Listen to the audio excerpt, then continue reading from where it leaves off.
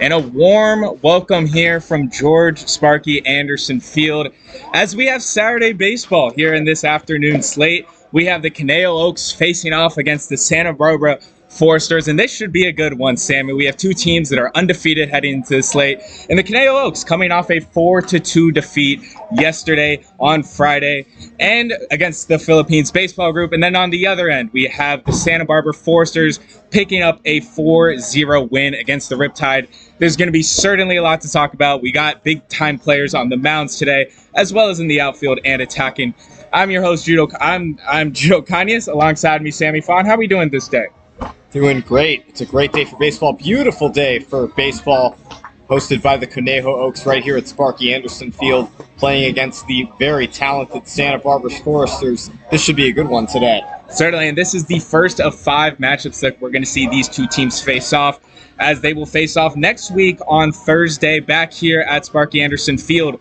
But for the Conejo Oaks, this is also the third game in a 4-game home stretch of this week's slate of games. And as well for the Santa Barbara Foresters, they're on a 6-game road trip. This is the second game of 6 games, so they're going to be heading along the South California coast.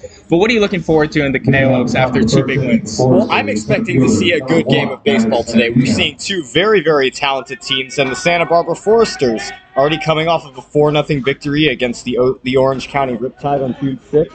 And the Foresters, led by the winningest coach in Santa Barbara Foresters history, Bill Pintard. Had a chance to talk to him before the game. Actually met him 2 years ago, last year, and this past spring semester at a sports networking event here at Cal Lutheran. He's very nice to come out to Cal Lutheran's networking events and support our university and support our students. So very grateful for him. But I'm expecting to see some good baseball today.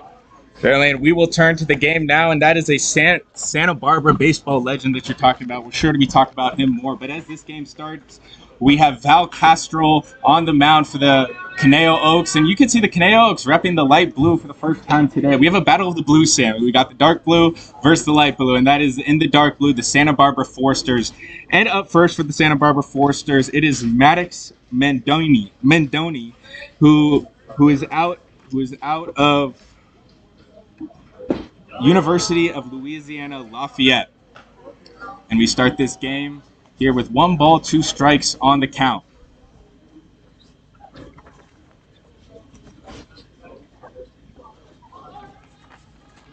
Val Castro started in all 19 games in the past 2 years.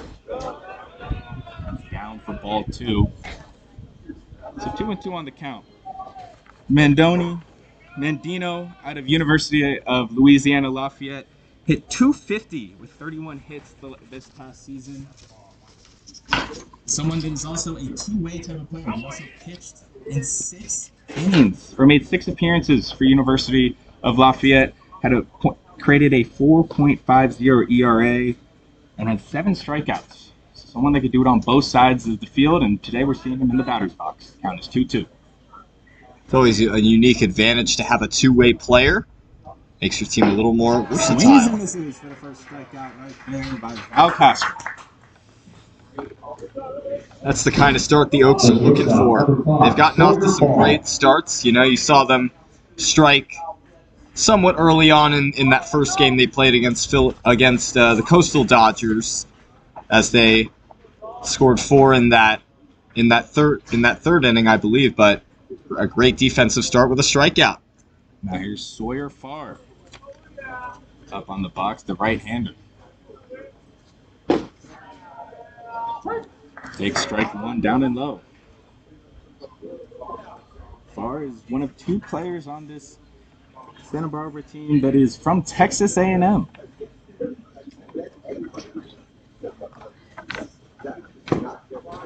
the ground for a strike. For Conejo Oaks, you talked about it earlier, went down 2-0 yesterday versus the Philippines Baseball Group. Were able to rally back. Hopefully they are hoping to take the lead early on here. It's 0-2. Check with the first base, and they're going to call it a ball. 1-2. It goes. Well, we've seen some good baseball this season, and we've also seen some rather wild plays here at Sparky Anderson Field, which we may talk about more later on, but we'll see how this game unfolds. Here's the 1-2 payoff from Castro. In the dirt for ball number 2.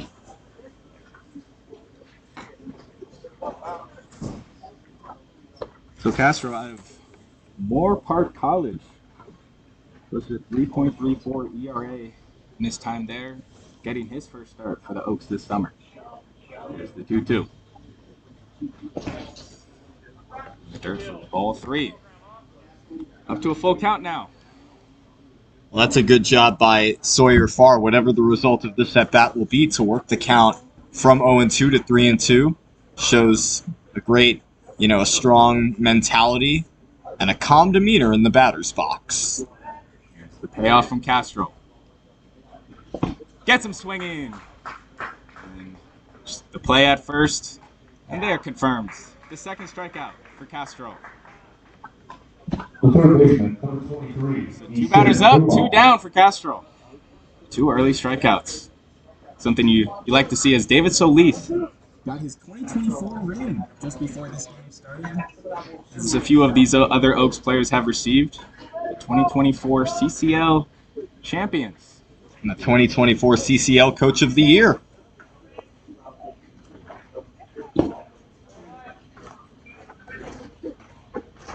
All low.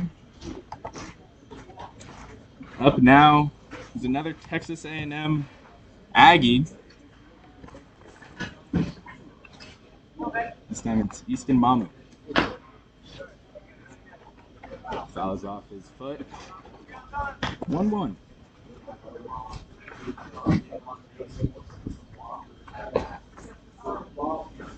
During his time with the Aggies this past season, hit .316. Started 45 or 48 games with 55 hits. Here's the 1-1.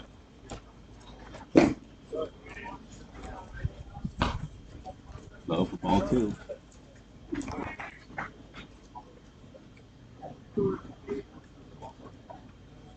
Here's the 2-1.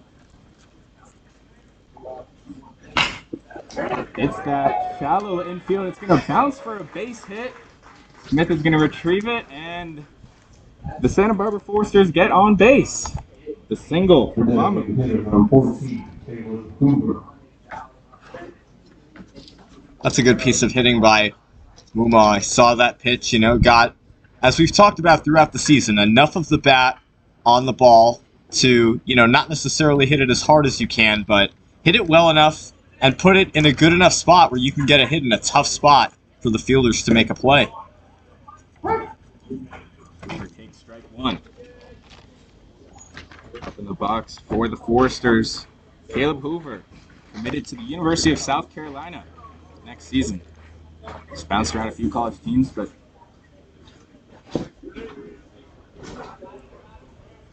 good job for Galloway to get in front of that.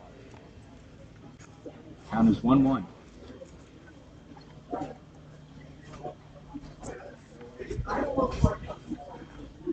For the Foresters, they actually scored their first run of the season without even a hit. They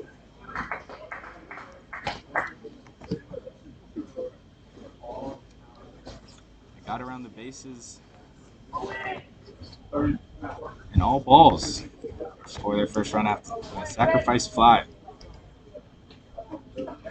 Swings and misses for strike number 3. And so Castro finishes this inning with 3 strikeouts as we head to the bottom of the first. Right.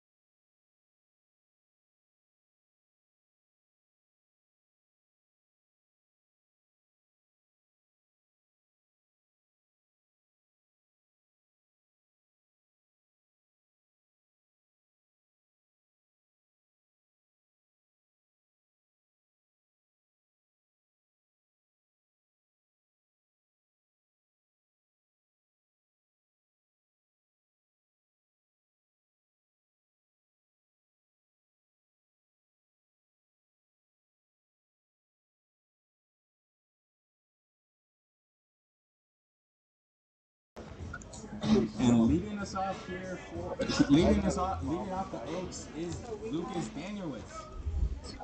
Now Lou player back right here in his home park. Takes ball 1. And on the mound for the Foresters today, AJ Cordell out of UC Santa Barbara. It's a little California school matchup here. Fouls that off for the right. Danielowitz finished 2 for 4 with a walk in yesterday's win versus the Philippines baseball group. Getting the lead off today.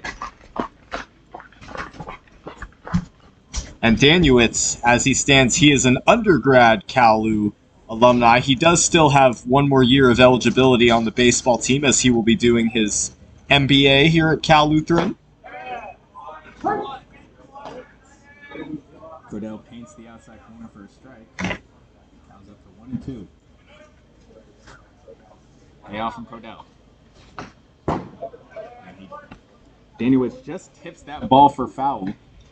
Had to reach out to hit that one, but he stays alive. I would also like to point out that Danielowitz is a guy who I have had 4 classes with here at Cal Lutheran. Here's the 1-2. Blowing away for ball. I have to say, I do really love these light blues that the Conejo Oaks are putting out on the field today. It's the first time we've seen them. Hopefully we see them more today, this year. 2-2. Swing and a miss. Cordell gets his first strikeout. And The catcher, number 21, Jacob Galloway. Jacob Galloway now takes the box for his first start. Came in as a pinch hitter. I'll text you. The 5th inning. Okay, perfect. It should begin now. Yesterday. 0 for 2.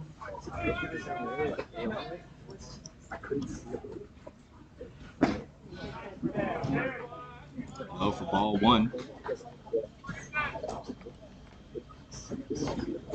Galloway now also playing at Texas A&M after 2 years at USC.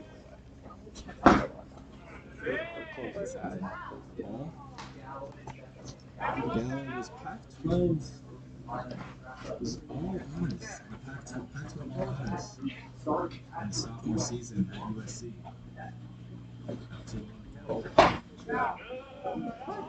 Just paints the corner right there for a strike.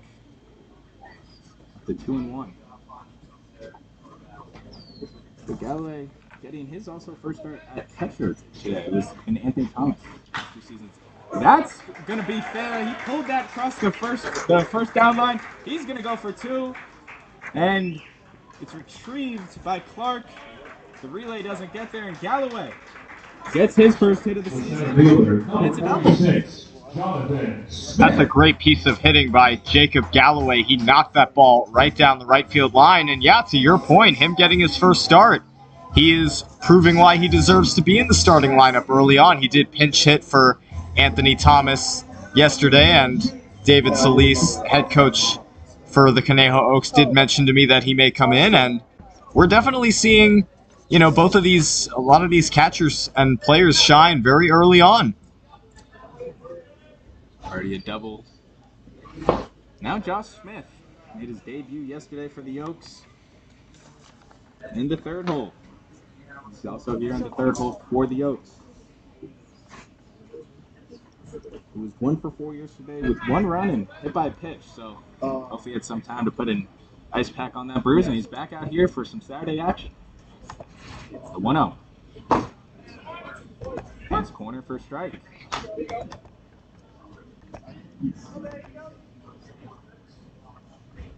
Jonathan Smith, we saw him starting yesterday's game, and he definitely saw a lot of action. And he was recently added to the roster and played in his first game yesterday. Out off to the left. He's headed to San Diego State this year. Well, the 4 past seasons at Biola, where he hit .295 with 1 home run and 12 RBIs. It's the 1-2.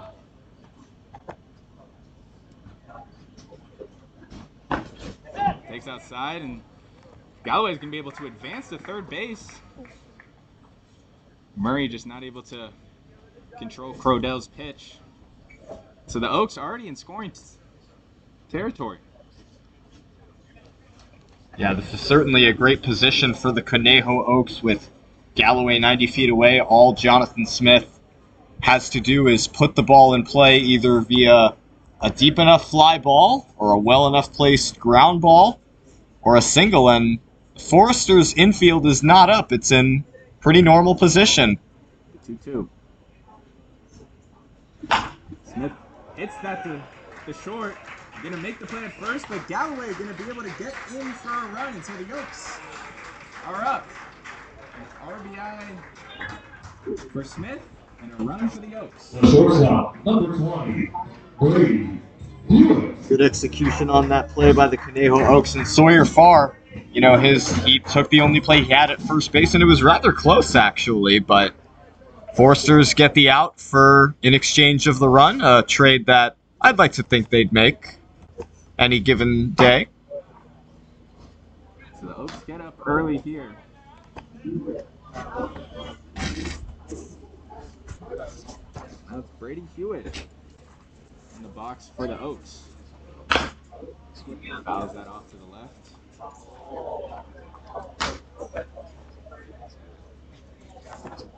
And it just hits Xander Allen Fox while he tries to retrieve it. Next time maybe he should wear a glove. Less damage. Here's the 1-1. Hewitt takes the ball.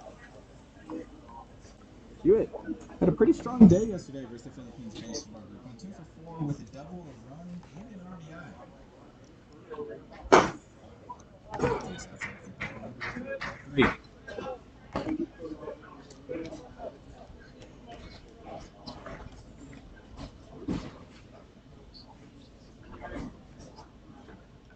a 3-1.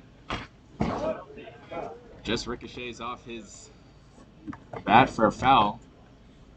It's up to a full count here with 2 outs. Cordell in 2025 had a 6.1 ERA. 3-2 in 11 games. High for ball 4, and Hewitt going to take his walk to first base. The designated hitter, number 29, Devin Wilkes. Up is Devin Wilkes. It's a nice at bat by Brady Hewitt, working the count with 2 strikes, making the pitcher really work to retire him and was unable to do so. And Brady Hewitt, who drove home the go-ahead run, what turned out to be ultimately the winning run for the Oaks in yesterday's game, is on first with 2 outs. Devin Wilkes swings and misses. It's important to note that Brady Hewitt at Royal High School this past season led his team with 15 stolen bases. So Cordell going to have to keep an eye out on number 20. Here's the 0-1. Swing and a miss.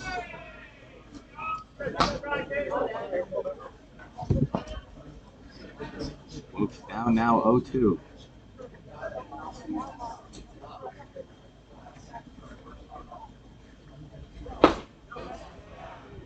Check the swing, but outside the ball.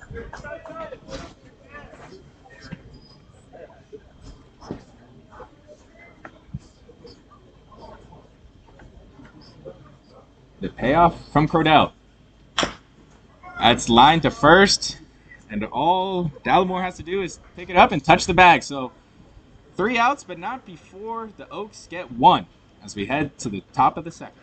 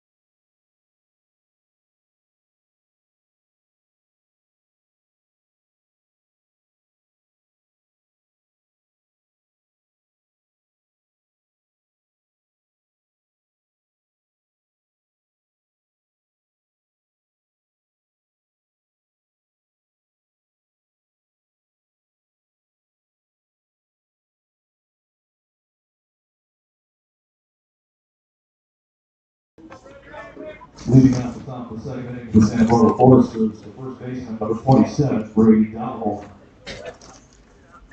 Up first for the Foresters, Brady Dallimore, followed by Clark, and then Easton Ruley. Castro looking to continue on a strong first inning. Swing and a miss from Dallimore. First strike. Yeah, we definitely saw a strong first inning from Val Castro, striking out his first two batters, allowing that one hit, but getting out of the inning unscathed. Dallimore takes ball. Castro got all 3 outs through strikeouts, so positive sign if you're the Oaks. The 1-1. Strike.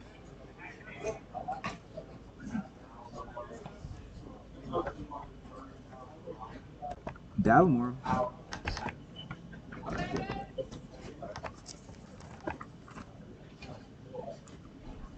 Swing and a miss for strike number 3, so he's got him swinging on all 3 strikes. That's the first strikeout of the inning. And so far, all 4 of Val Castro's outs have been strikeouts.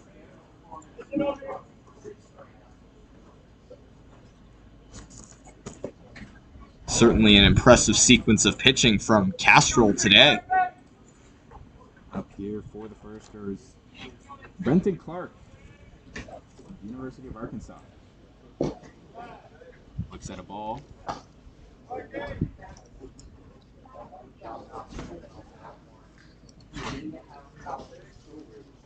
The Foresters, like we mentioned, coming off a 4-0 defeat. Almost plenty of time. Both the Oaks and the Foresters now tied at the standings of the CCL South.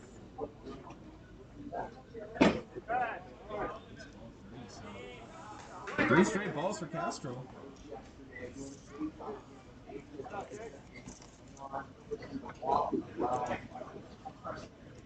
Batters hit. Right down the middle for strike. And those are always the ones that, as a pitcher, you just need. You need a feel, a 3-0 count, you need to get a strike. 3-1 now for Clark. Strike 2. As Clark a little early with it, threw the bat thinking he was going to take a walk, and Sammy, you said it before, wait till the umpire makes his call. And umpires know that hitters are going to do that anyway, but yeah, on a borderline pitch like that, you never want to assume. Here's the full count. Grounds that to second. Gonzalez to Stillwell for the first out of the inning. Just a routine play right there. The second baseman, number 9, Easton Ruley. And up is Ruley Easton. Murray and Nabarro on deck. With 2 outs. It's Ruley's turn. Fouls that off to the right. And Castro really like you've mentioned, Sammy, really in command early of that strike zone. Umpire's giving him a little bit of leeway. It seems like a sort of bigger strike zone, but as a pitcher, you always work with the umpire. Way outside for ball. Yeah, it seems that, you work with the umpire will work with you. At least that's how it should be. Really batting .396 last year. That's going to get past the third baseman and in for a base hit. He's going to take 2. And Veal with the relay not going to get there in time, and so a double for Ruley. And just like that, the Foresters stay alive here. 15, second. Great piece of hitting right there.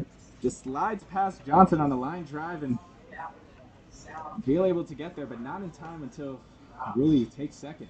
Yeah, it took the words right out of my mouth. We've seen a lot of those just, great hit shots down the right field and left field lines, and when you get it down there, it can be very tough for the outfielder to cut the ball off.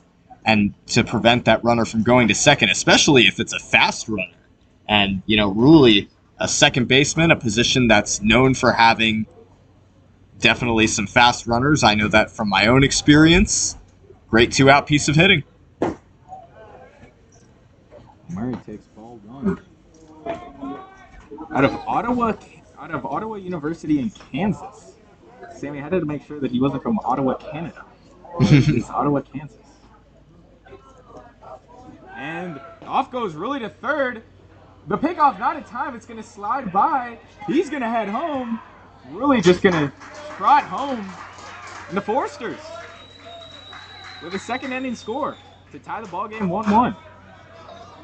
And I think the umpire actually might have pointed to third for an interference there because the third baseman for the Conejo Oaks, Nate Johnson, unintentionally interfered with Ruley because he took a stumble sort of around him.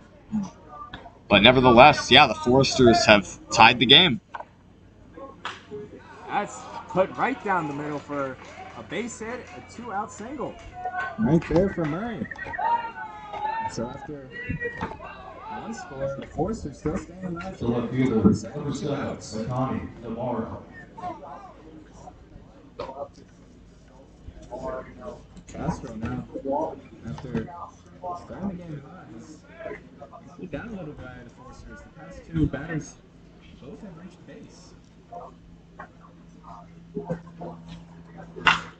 That's line drive. That's going to be fair down the first baseline. Murray going to pull on for third. Navarro going for second. And they're going to hold. They're going to hold Navarro at first. At third, I apologize. The center fielder, number 1, Maddox Mandino. And so with 2 outs, the Foresters doing lots of damage. Yeah, the Foresters definitely making their mark here in the second inning. Giving up that first run was a minor lapse, but Foresters, they are a very talent-stacked team and a team that will not go down without a fight. So back at the plate is Mandino. Takes ball 1. Struck out his first time today. With 2 outs, the Foresters want more. Inside for ball.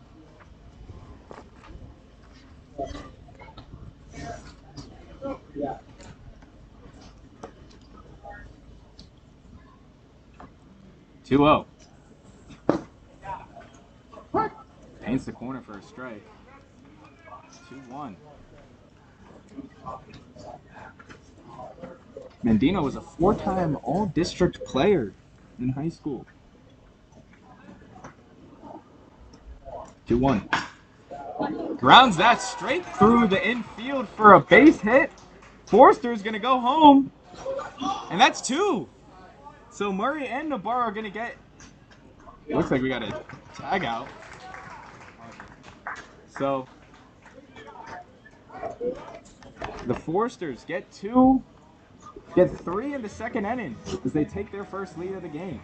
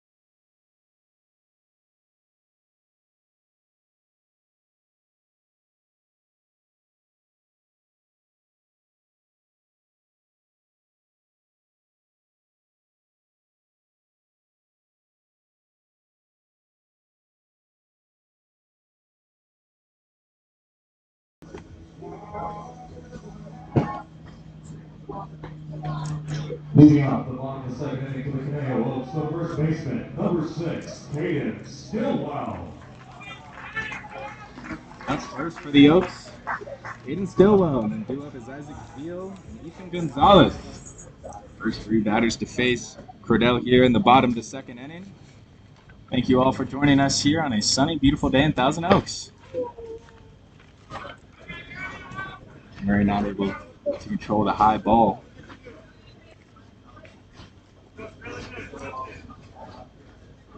Stillwell, in fact, making his first start for the Oaks this season.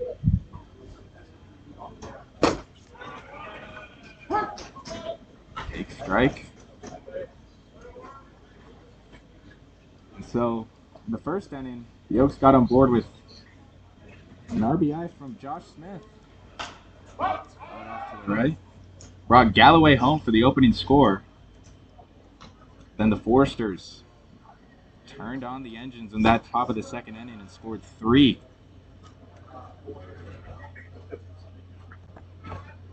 The 1-2. Fouls off again. Stillwell.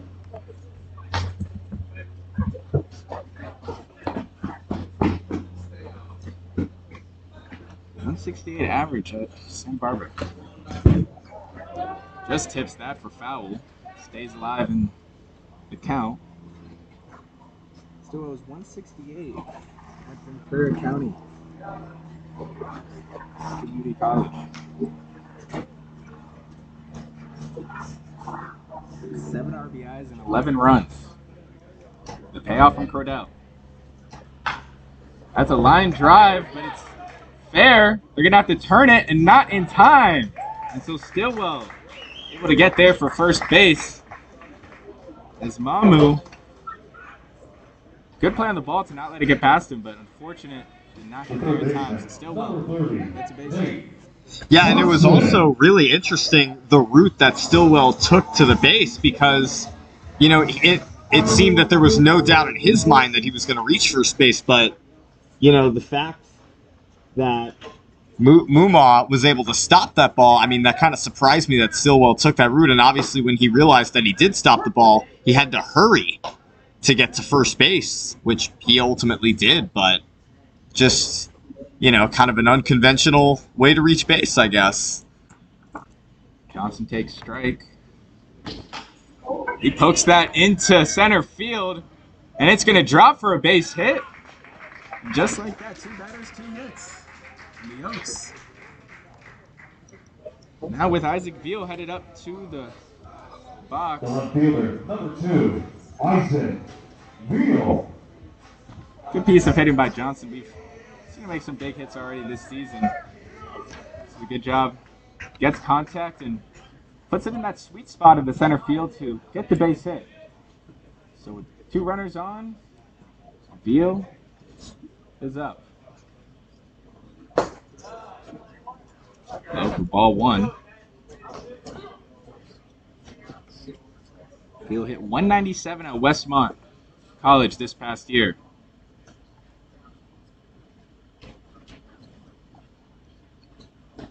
The 1-0 from Cordell.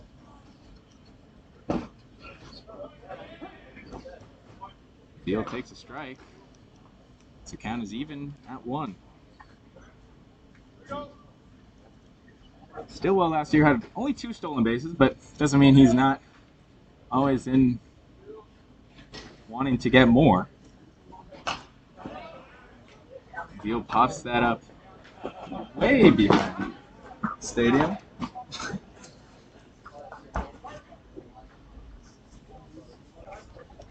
Count is up to 1-2.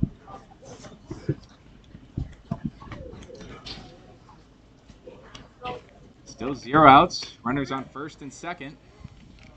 Veal looks on. Strike 3, and Cordell gets him looking for his second strikeout of the day.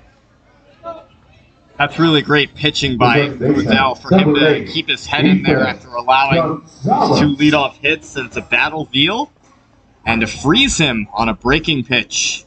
A big first out for the Foresters. Up is Ethan Gonzalez, Cal State, LA. Fouls that off to the right. Gonzalez yesterday finished 1 for 5.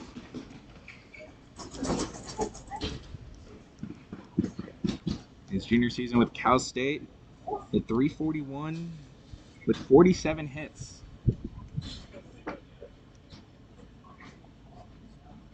Runners on first and second, 1 out. Here's the 0-1. Paints the corner for strike 2.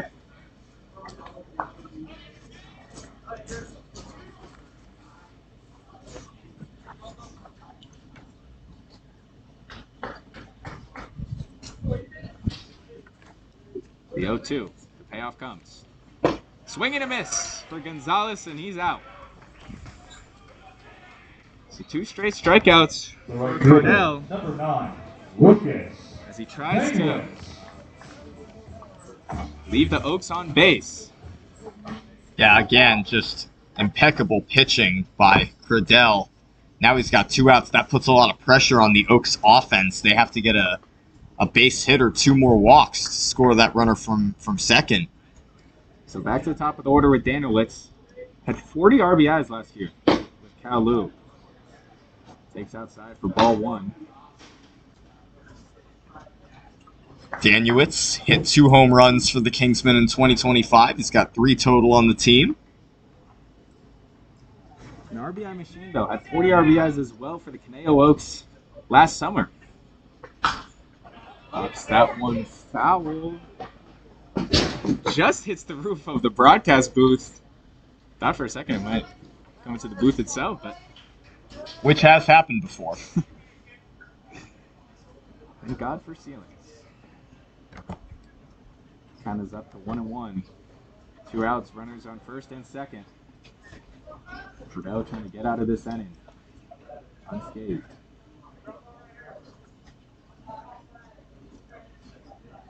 The 1-1.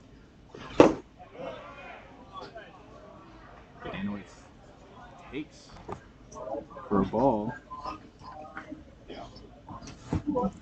Danielitz making his second start for the Oaks this season. Started yesterday in the 2-hole. Now the leadoff.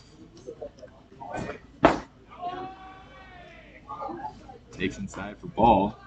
Count is up to 3-1. Good patience here from Danielitz. Yeah, that's something I've seen from him really throughout his whole college career. Overall, just a very good and disciplined hitter. And when he does hit, he hits it well. 3-1. Grounds that to third base. Mamu makes the play at second. And like that, 3 outs for the Foresters. They have the lead 3-1 as we head to the bottom of the second.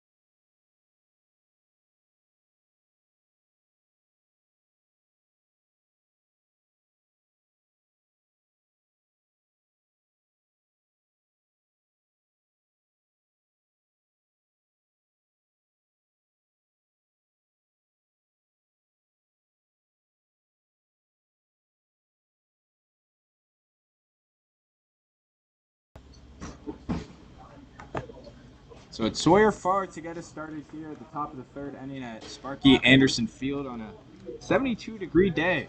Beautiful, no winds, just the sunshine, and we got baseball action. Fouls off. Strike.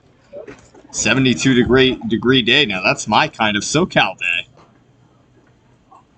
Easton Muma and Caleb Hoover up next for the Foresters. Farr struck out his first time. Grounds that to Hewitt.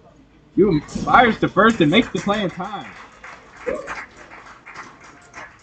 So 1 out for the Oaks. Well, Hewitt right there made a play that requires a lot of hustle and discipline look easy.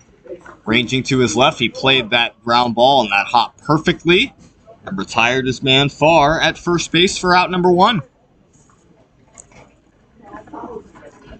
Back to the plate. Muma, third baseman for the Foresters. Takes ball. Muma singled in his first time at bat, first inning. Left stranded, but fouls that to the left.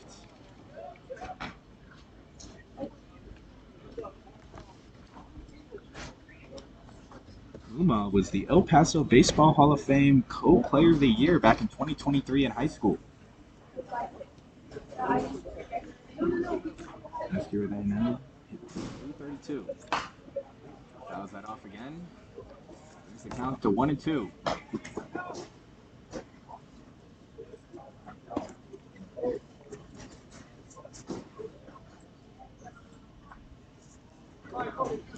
Looks on for the 1-2. Muma. Oaks that into left field. It's going to take a drop. Veal's going to let it go. And a base hit right there for Muma. So continues his hot hitting streak to start the game with 2 singles. 2 for 2 in this game. Muma just putting up some good at-bats against Castrol. And that was another one where, he floated it in a tough spot for the Oaks outfielders to make the play. So good piece of hitting again by Easton Muma. Hoover fouls that off his cleat. Hoover last time struck out to end the first inning. On deck for the Foresters, Dallimore. Here's the 0-1. Checks at first.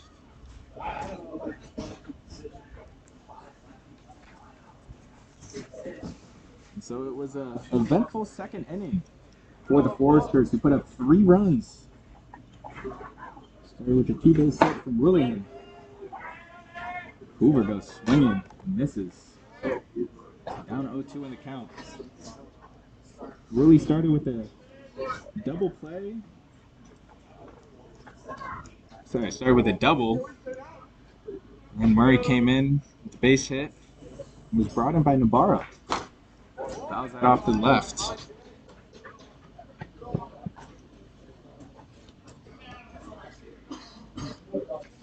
So when I talked about Coach David Solis before this game, he was a college pitcher himself, so he understands the stress he goes through a pitcher. So he's going to give Castro some time to...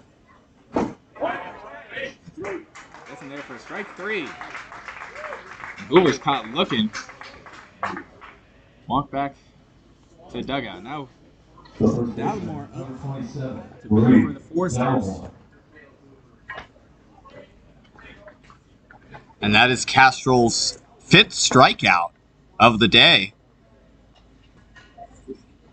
We got one more. Dallimore fouls that off.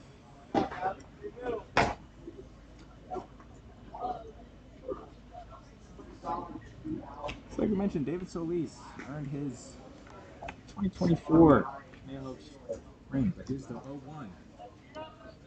2 outs, runner on first. He's swinging. For strike 2.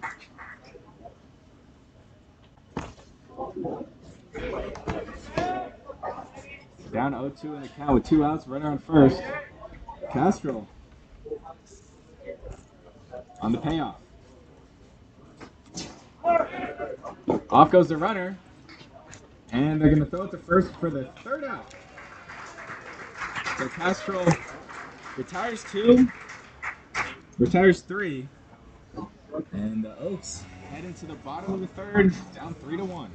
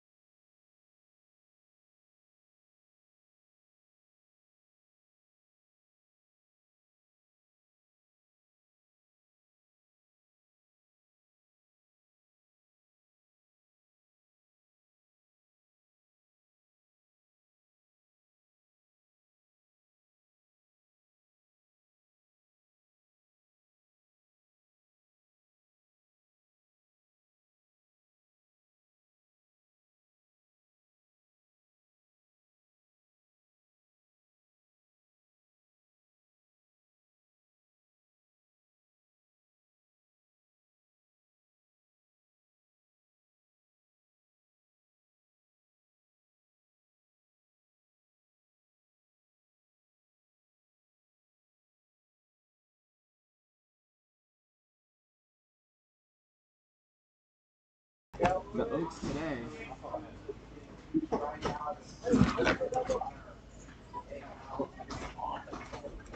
had a double to set up his run. Take strike 1. Like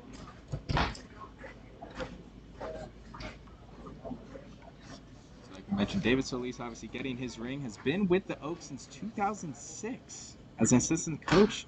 That's poked. Hit into center field. Mendino gonna wait and gets the out.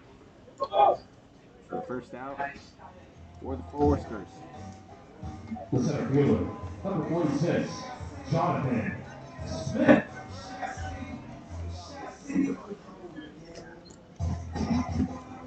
Up here is Jonathan Smith, responsible for bringing in Galloway in the first inning. Didn't reach base. Take strike 1. David Solis became the head coach in 2011. He's the 0-1. Swing and a miss.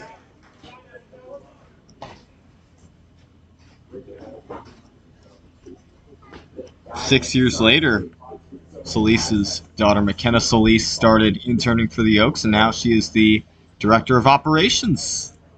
That's poked in and not going to get there, so it's a base hit for Smith.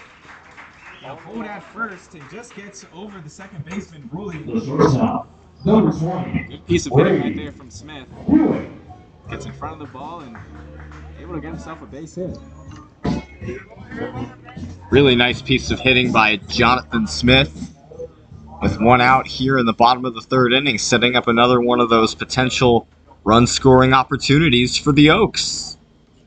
Now it's Brady Hewitt in the box. Fouls that off to the right.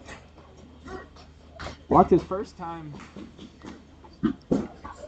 at the plate in the first inning.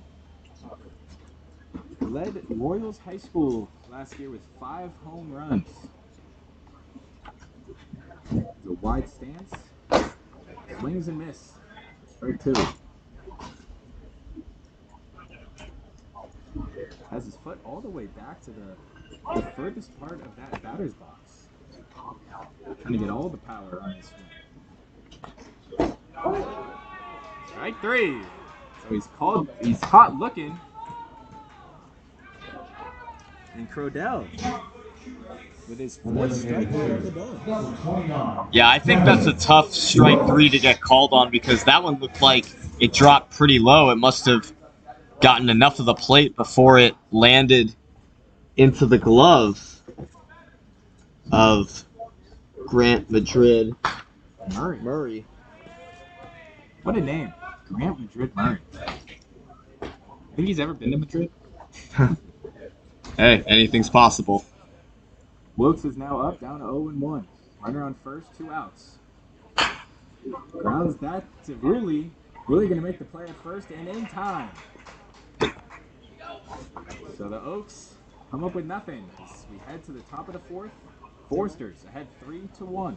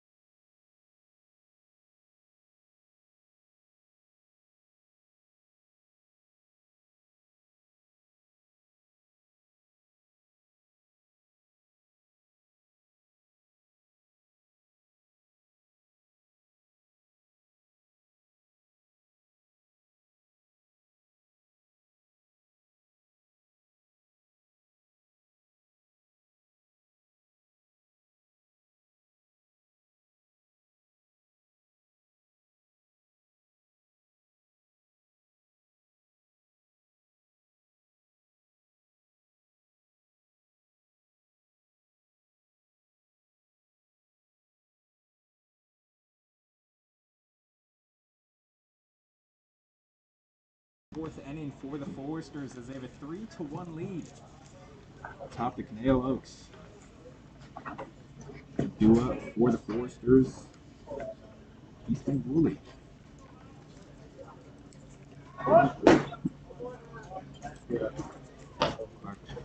Looked like he went for the bump, but pulled back at the last second. 1-0. Castro now working into the fourth inning with 6 strikeouts. Inside for ball 2.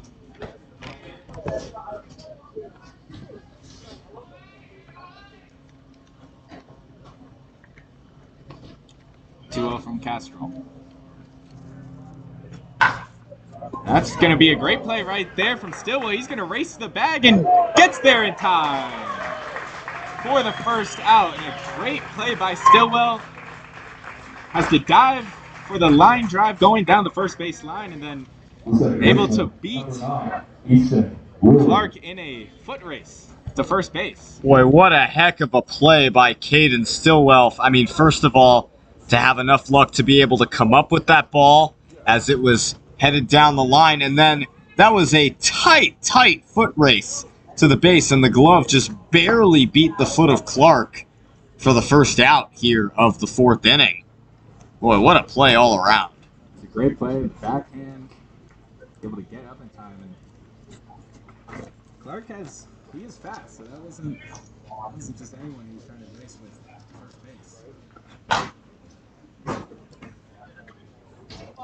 Easton Woolley back to the plate. Double his first time in the second inning. Also had the first score for the Foresters. Got things started in the second inning. Hits that high into center field. Smith, it's playable, gets that out. 2 up, 2 down for the Foresters. Number 15, Grant Madrid Murray.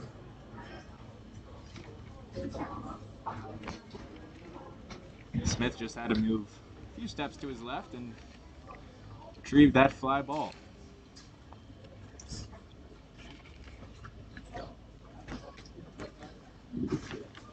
That's Grant Murray up for his second time today.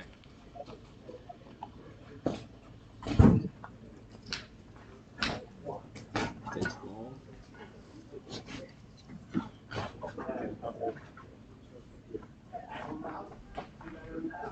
Was with the Ventura County Pirates last summer. That's a new home with Forsters. 1-0.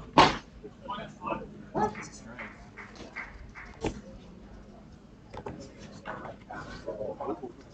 It's always interesting to see the strides that a player takes when they travel around a summer league and play for different teams and the impact that they make on one team and another. Outside the ball. Yeah, we're actually seeing that with a player that's not going to play today. Someone of a caliber on the Forsters.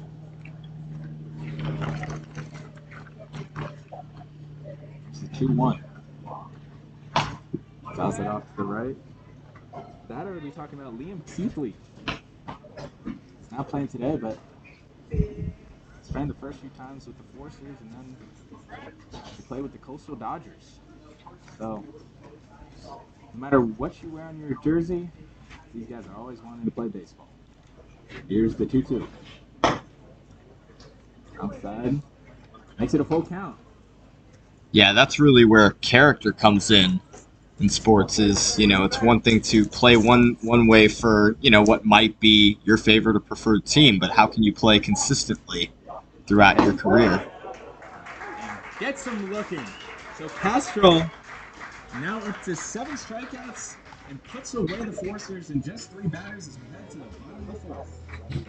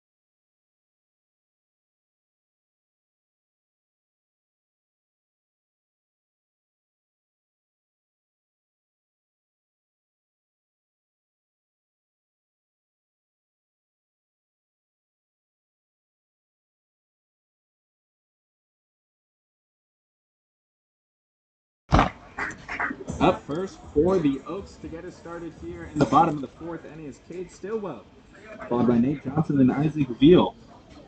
But we have a pitching change for the Forsters. That would be Tag Andrews now on the mound. Inside for ball 1. Tag Andrews, a redshirt freshman at the University of Arkansas.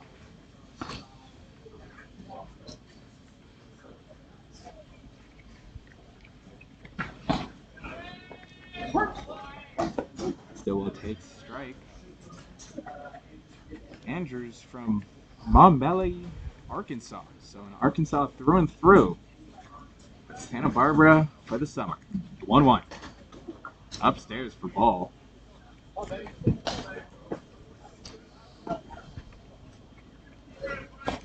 And I will say, correction, Tag Andrews just actually entered the transfer portal. So he is on the search for a new team. Entered June 3rd. So spent the past season at University of Arkansas, but for a new team. Low and out inside for ball 3. Stillwell staying patient at the plate. Stillwell in his first at-bat had a single. Here's the 3-1. Inside for a strike. Still, I think. Thought that was a ball, but the count is still alive. Now it's up to a full count. Payoff. Low for ball, and Stillwell will take first.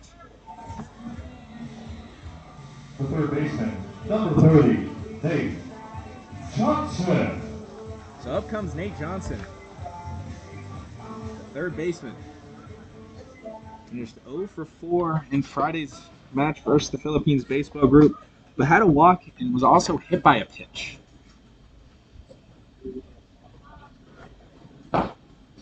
Takes low and outside for ball. Johnson does have a twin brother, Nolan Johnson, who will be joining the team shortly. Plays for the University of Miami. Still, the Oaks still waiting to get to full strength, but Johnson takes strike 1.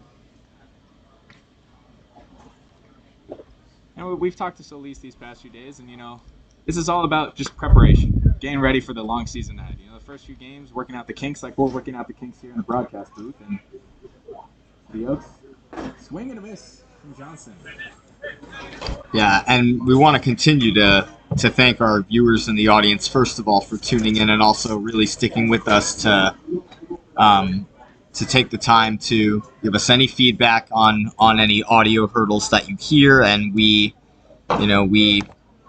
encounter new challenges each day with our tech, and we do our best to resolve them. And it is the first week, and we are hopeful and optimistic that we will have a good season, both on the field, in the booth, and on staff, and all the things.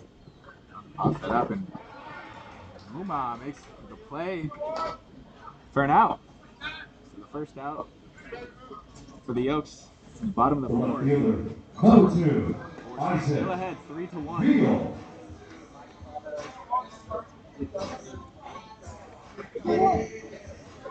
Just relaying Sammy's words, we are working through everything that we can as we provide you action all summer long here on YouTube. So it's back to Isaac Veal. Struck out his first time. Takes a strike in the outside corner. Strike zone a little bit expanded for this umpire. We're seeing quite a few balls just paint the outside of that plate. Strike number 2 for Veal. Down 0-2 in the count. Run on first, 1 out. Veal had 12 hits last year for Grossmont College. 0-2. Outside for ball. Veal stays patient. I think we mentioned.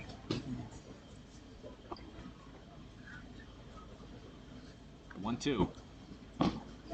Takes a swing, baby. Gonna call it a ball. So the count is now even at 2. Like we mentioned, and I talked to Coach David Solis, he just appreciates, even in these early days of the summer, that players are still coming out early, coming on time for batting practice and all practice. It's a good sign of things to come ahead for the Conejo Oaks. The payoff. That's hit into left field. It's going to be a play made by Narbarlo. And Stillwell going to go back to first.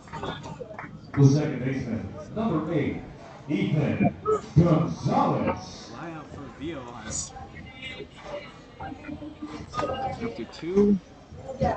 After a single from Stillwell, the past 2 batters for the Oaks have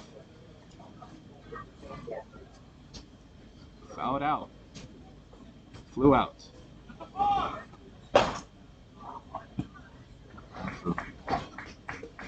one, and they're going to send Stillwell to second. It's like a balk was called there on Tag Andrews. Now the Oaks with scored with a runner in scoring position. 2 outs. The 1-0. Gonzalez takes a strike.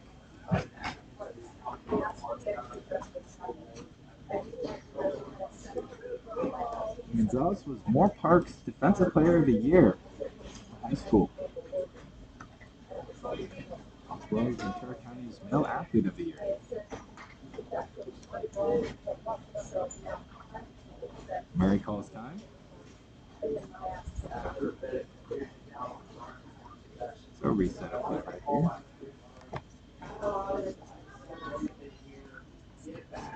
I think we mentioned this is the first of 5 matchups between the two squads on Thursday. 0-1.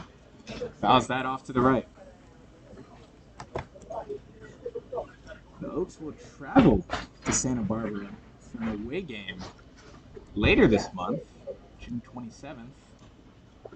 And they'll be back at home for the final 2 matches. First, the Foresters. 0-2. Here comes a payoff from Anderson. Outside for ball. And in yesterday's game, the Santa Barbara Foresters only allowed 2 hits through 9 innings. They've now allowed 4 through just 4. Comes the payoff. Gonzalez just clips that, and the miscommunication from Anderson and Murray of who wanted the ball, playing a little keep away. But Gonzalez gets the first, and that advances Stillwell to third. So 2 outs. Goes on first and third. Yeah, I mean, you called it immediately. That was totally a miscommunication, and it looked like both of them wanted to get to the ball. What happened, I think, was neither one of them really called it. And because neither one of them called it, you know, it seemed like they assumed that the other was going to get the ball, and as a result, they ended up colliding with each other. And that is why you always hustle the first base, because you never know what's going to happen between the defense. A player might drop the ball or just have, you know, a mental hiccup like that. Perfectly said. You love to see the hustle, whether it's an out or not. Here's the first pitch. And fouls that off to the right. And actually, so Lisa mentioned that before this game, which just he loves that even whatever situation may be, he loves to see the hustle, like you just mentioned, Sammy, and that's something you do really appreciate from guys, whether you know they're going to be out or not, just running to first base as hard as they can. And takes ball.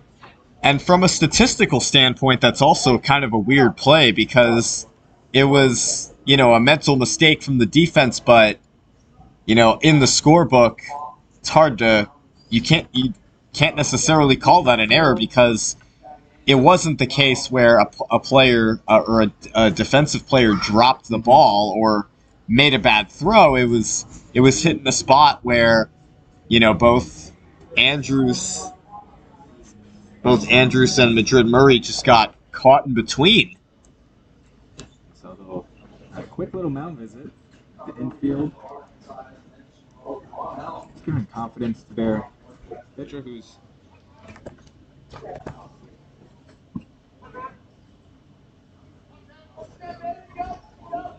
two outs, runners on first and second. Here's the 1-1 from Andrews. Outside for ball 2. And Andrews was the 2024 Perfect Game preseason All-American second team. Arkansas. 10 minutes. Fouls that off. Puts the count even at 2.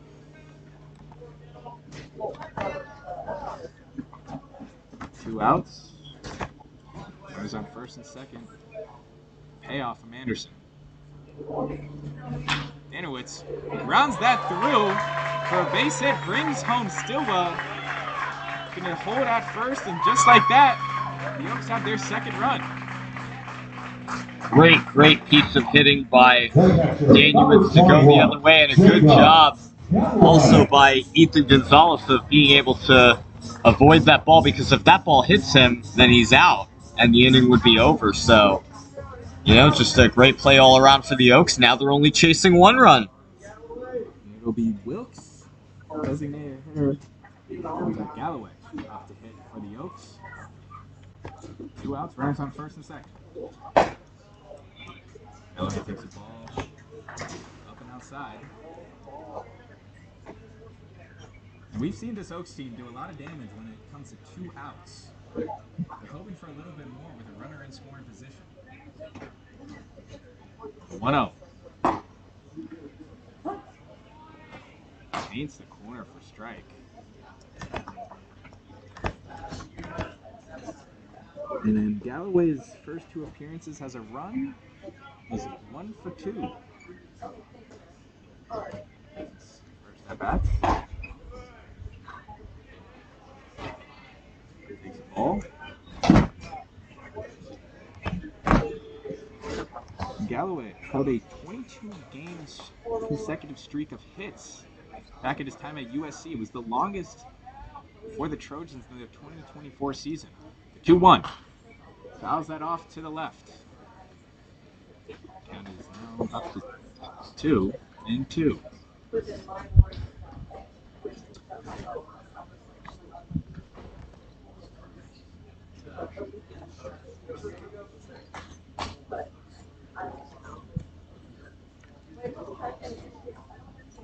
Two and two for Galloway with 2 outs, runners on first and second. Anderson serves. Takes a ball. You see the umpire. You can see Madrid Murray thought he had just framed it good enough for a strike, but brings the count to now full. Yeah, there was some reaction from the Santa Barbara Foresters faithful. The payoff from Anderson. Runners go. And it's high and away for a ball, so Galloway gonna take a base. And now it's full of Oaks.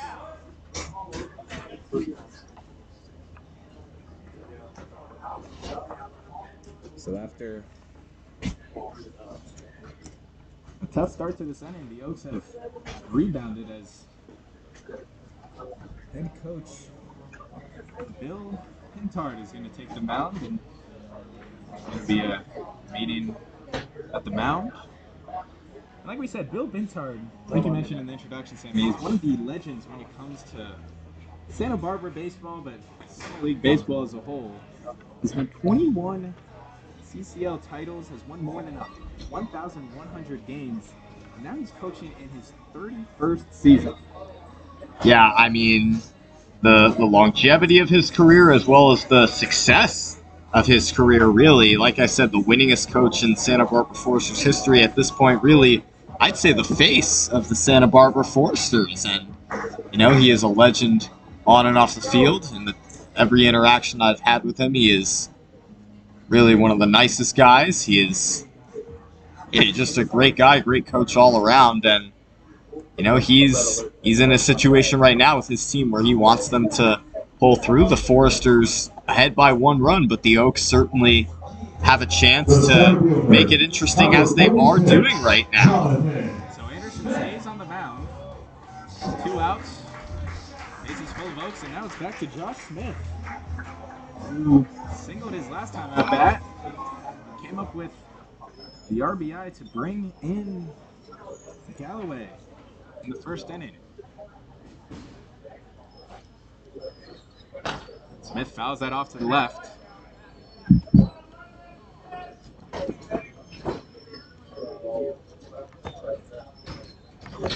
So Lee said, he just really wants to see his batters, make any contact when it comes to thrown strikes and really take advantage when they do have runners in scoring position, and what they've done so far this season. Opportunity right here. Smith takes outside for ball 1.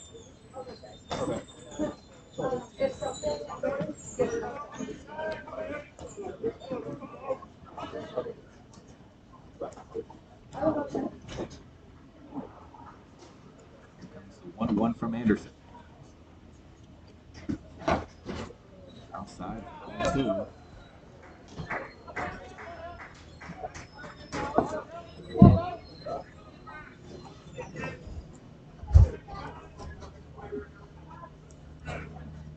One on the count. Smith looks on. Takes ball 3. Now it's up to 3-1. 2 outs and the bases are loaded, and Smith has to know that this ball is going to come down the middle.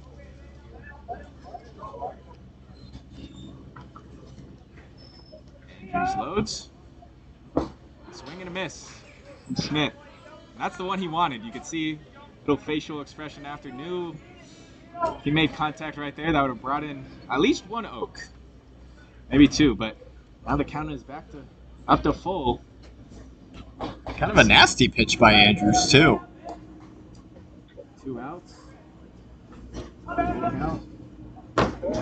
Outside for ball 4, and Smith will walk to first. And Gonzalez will walk home. So just like that, the Oaks have tied it in this 4th inning. What a great at-bat that was by Jonathan Smith. And, yeah, you had mentioned he wanted that 3-1 pitch that he got, and he missed it. And, you know, with 2 strikes, that can put a lot of pressure on the batter for sure. But he was locked in, kept his head in there, and just took ball 4. And, yeah, the Oaks, like the team they are, they have tied the game. Andrews now finding himself up and outside for ball 1. He's found himself in a little trouble now, and Pintard is going to come back out to the mound as this will be now the 2nd meeting of the inning. Pintard and the crew. Looks like we will have a pitching change here. And mid at bat. And as we have the pitching change, we will go to a quick break. As the Oaks have tied it 3-3 here in the bottom of the 4th at Sparky Anderson Field.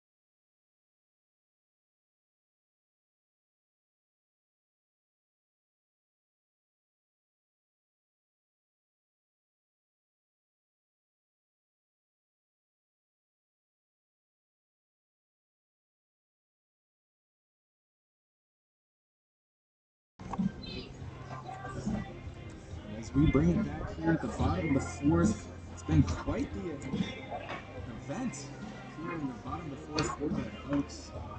As they tied it at 3 with 2 runs. Bases are loaded, 2 outs, and the Forcers have made a change at pitcher.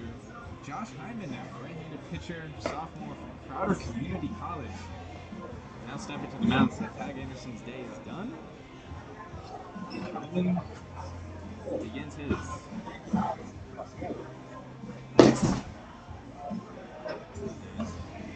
Hyman is already put in quite the situation. The bases loaded, 2 outs.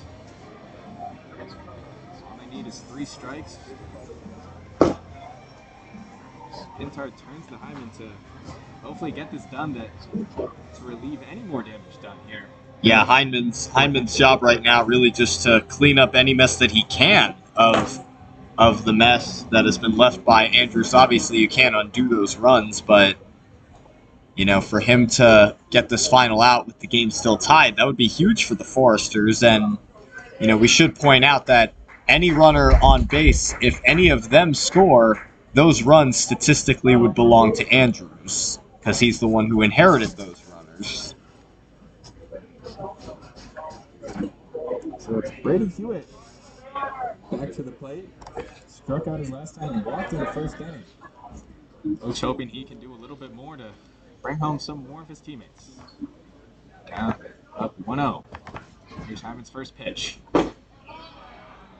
Strike. Paints that corner beautifully.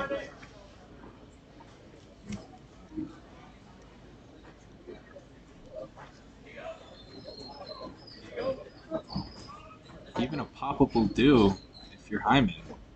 The 1-1. Checks his swing. It's low for ball number 2. Hewitt had 36 RBIs. Led his high school last year. 36. His second start this summer. When he calls time.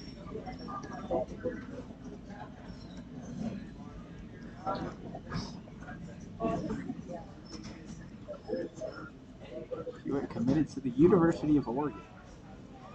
Now a member of the Big Ten. Here's the 2-1 from Hyman. I'm going to call a strike. He would try to check, but it didn't matter. It was still a strike by Hyman. And the top left corner. That strike zone. So count is at even at 2. Bases loaded.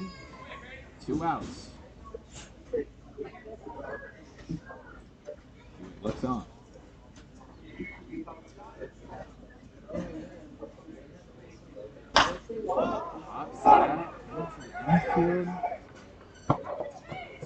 Dallimore that gets under it.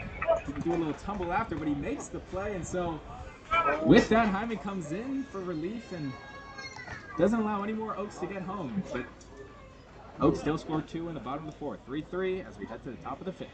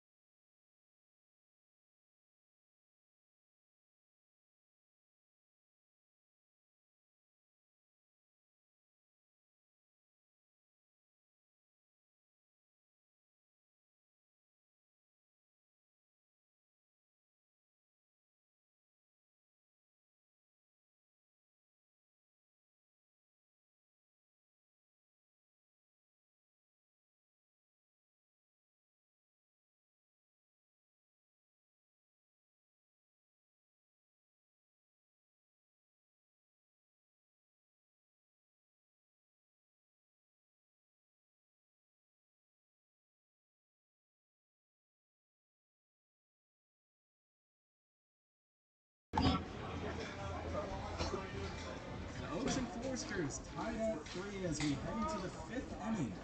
As we head in here, through this game, the pitching change. So Val Castrol's day is done. 4 innings pitched, 7 strikeouts, about 6 hits and 3 runs. But you have to say it was a great overall start here for his first start of the summer. But it's Max Strickling's turn. The Townsville, Queensland, Australian native. Coming all the way here to sunny Southern California. Play some baseball. First thing that comes to mind with that is a weather adjustment. Oh, this is the winter time in Australia. Yeah. Strickland's first pitch. Rounds threw it into a base hit for Nabaro. Nabaro sees one, hits one, and is on base. The center fielder, number 1, Maddox Van Nice Diaz. piece of hitting by Nabarro. First pitch attacking right away. Seeing a lot of heat from Max Strickland.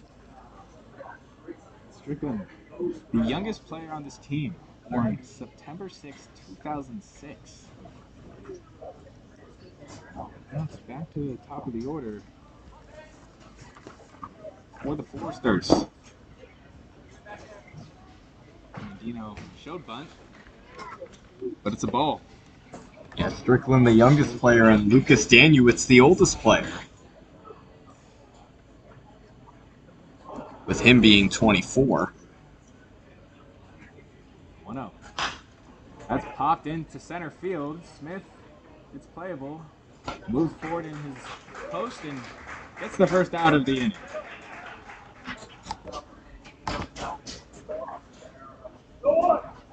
The shortstop, number 5, Sawyer Vaughn. Smith is back to Sawyer Farr for the Foresters. 0 for 2 on the day.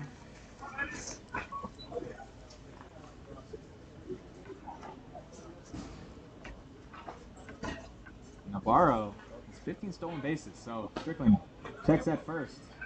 Right on cue, but 15 stolen bases. Strickland's going to be keeping an eye out on first base. Navarro has the quick speed to steal one. Here's the pitch. Inside for ball 1.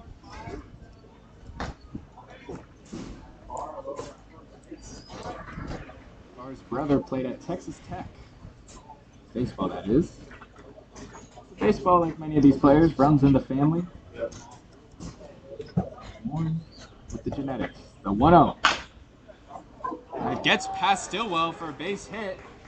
They're going to hold at first and second. And it chopped right over Stillwell for a base hit. Well, it's nice to see a batter come through there, and from both sides of the plate, Sawyer Farr, a switch hitting shortstop, gets his first hit of the day. And the Foresters are in business here in the 5th inning, a chance to take the lead against the Oaks. Now it's Easton Muma. Up to bat. He's on first and second with 1 out. Muma has singled in both times in his plate appearances today. Ball for 1. Browner's going to advance to third and is safe.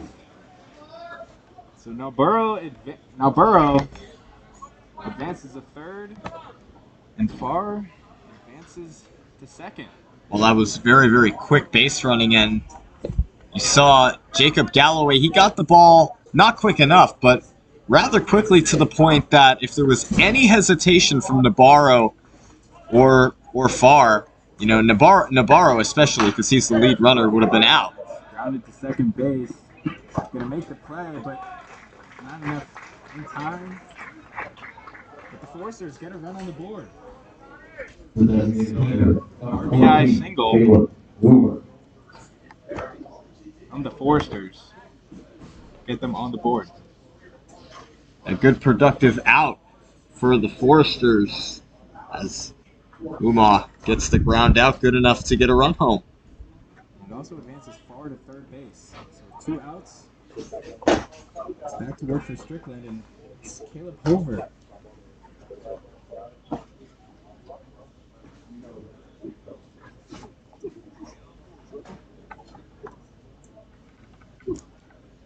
Hoover struck out both his first 2 times at the plate today, but that was against Castro. This time, his first time against Strickland.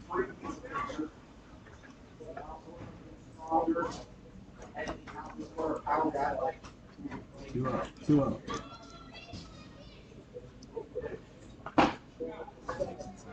Ball 3. So Hoover Top of the count. The 10-6A All-District MVP in Texas as a senior in high school. 3-0. And a 4-pitch walk for Hoover. The first baseman is number 27, Brady Dallimore. Gonna walk to first, and now it's Dallimore. Left to hit again. Struck out his 2 times. It was in fact the last strikeout for Castro.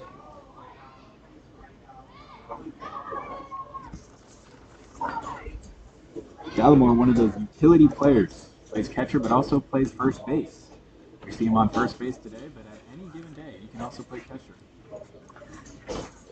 Runners on first and second. What's that is Strickland's hat falls off in the process. 1-0. It's coming in hot. And this was too much for his hat.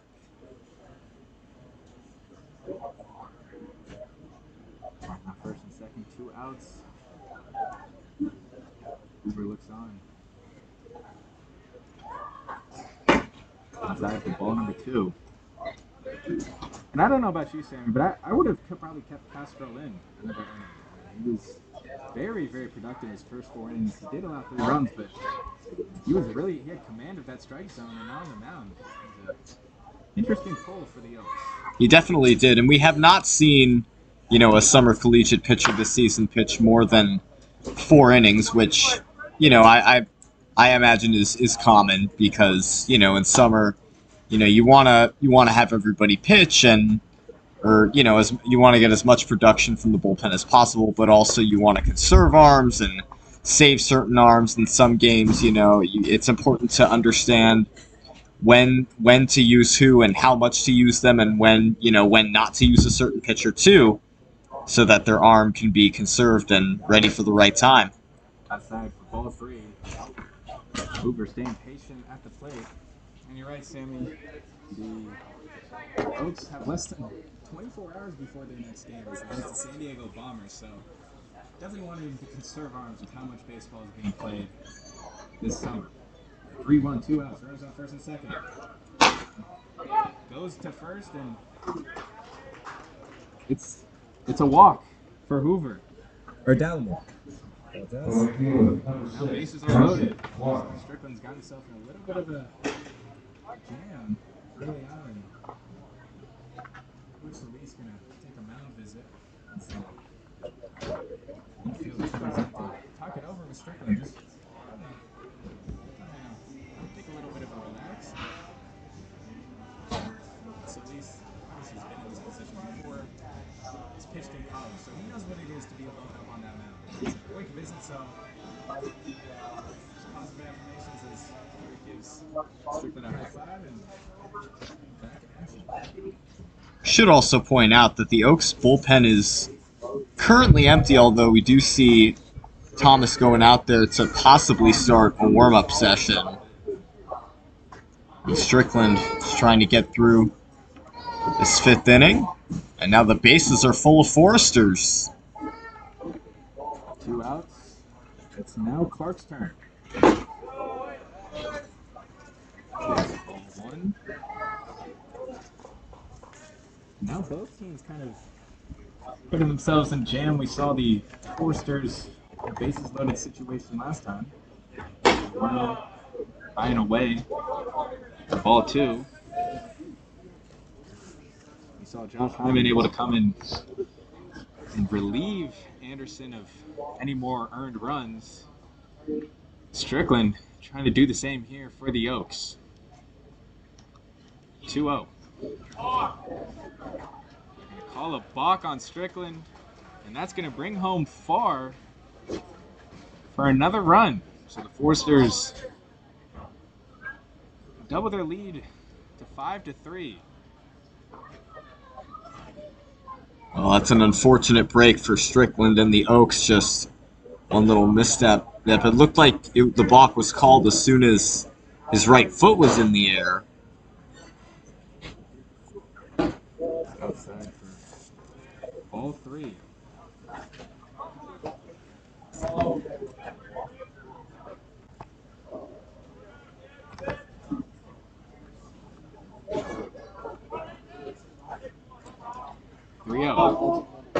Another balk. Another balk. So 2 straight balks from Strickland. And that's going to bring home Hoover this time. So in the same plate appearance for Clark, 2 runners tap home plate, and the lead is now up to 6-3 for the Foresters.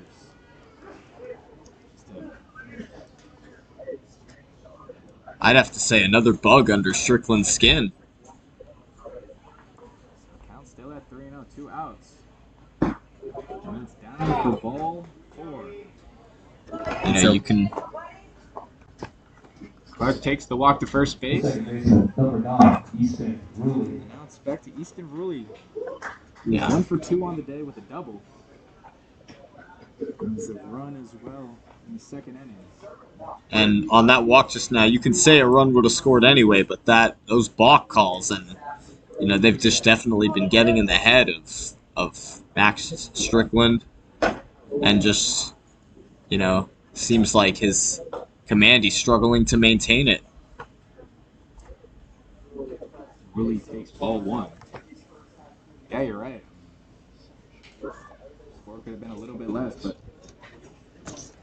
we're 1-0 outside, and Clark looked like he tried to attempt to steal, but it was a good play by Galloway to stay in front of that ball.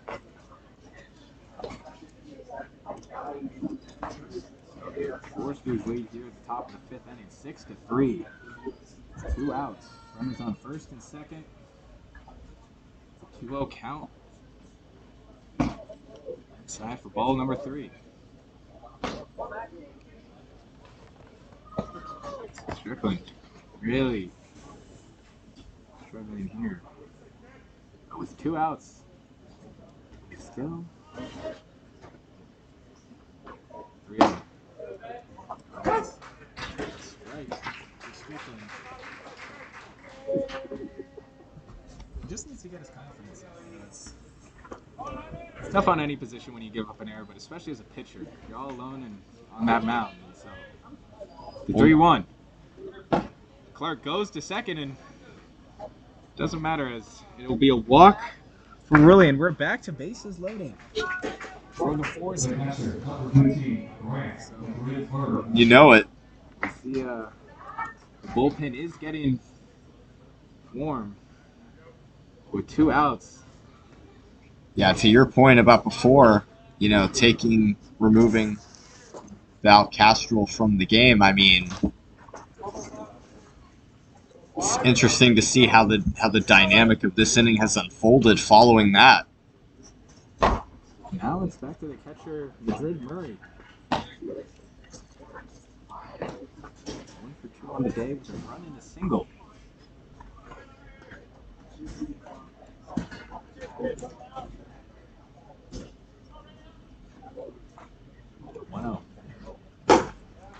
High and away. Oh, 2 bases loaded, 2 outs. He's been stuck on those 2 outs for quite some time. And by the way, Strickland has walked 3 straight batters.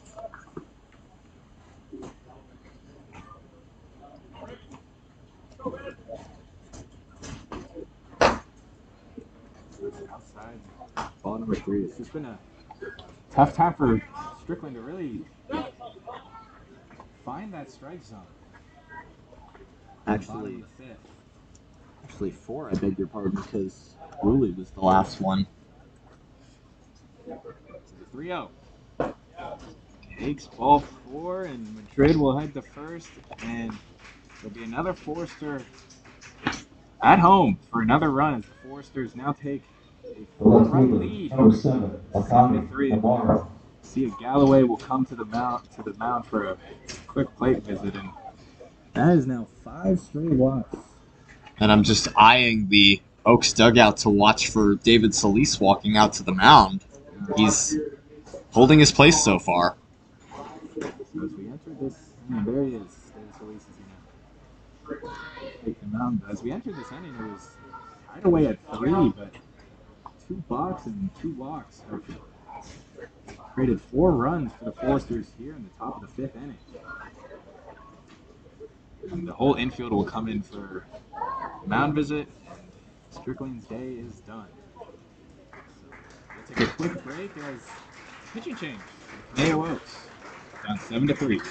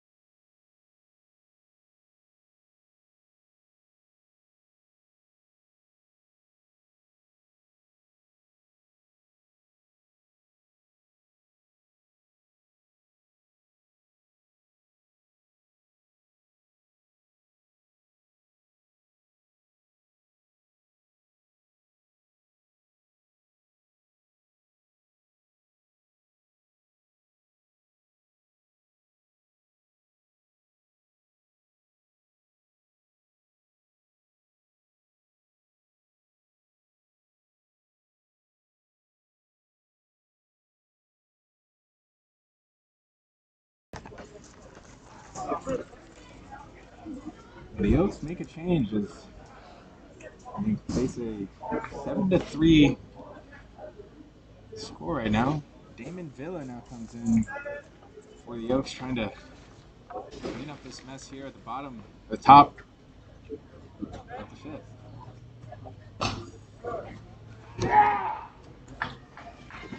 Damon Villa was a pitcher for the Oaks last season during the Oaks' 2024 state championship season. Comes back with that championship caliber perspective.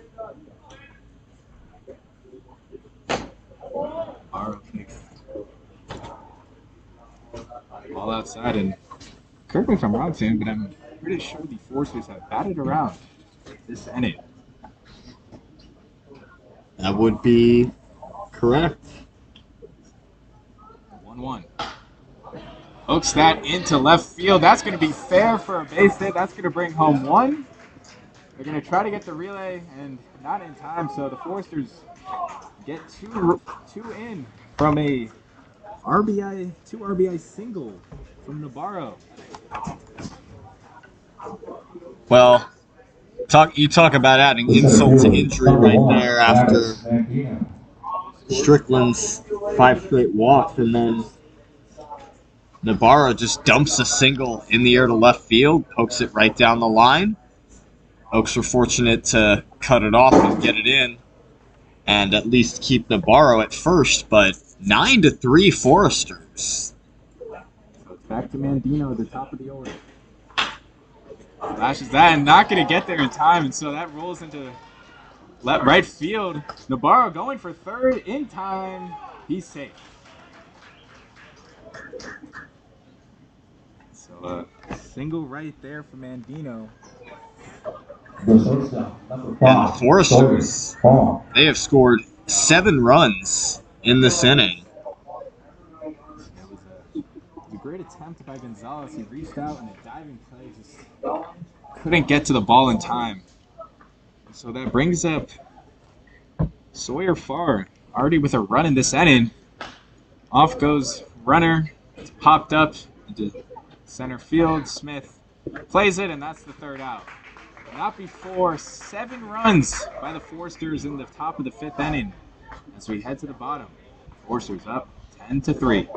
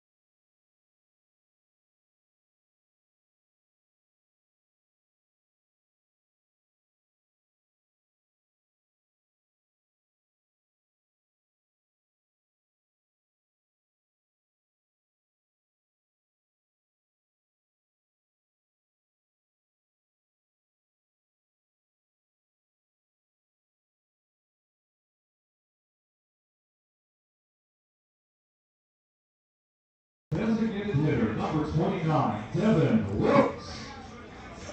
It'll be Devin Wilkes to get things started at the bottom of the 5th inning for the Conejo Oaks as Foresters just jumped on top in the 5th with 7 runs to give themselves a 10-3 lead. So still some time to go here on a Saturday here in Thousand Oaks, but the Oaks need it now. Wilkes is the first.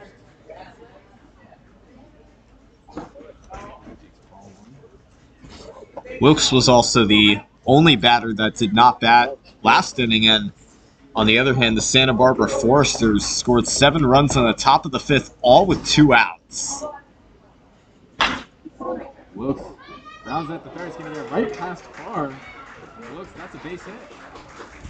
Let's see what they register that as, but it slides right past his arms. Yeah, and I think the problem with Sawyer Farr there is he let the ball take one too many hops.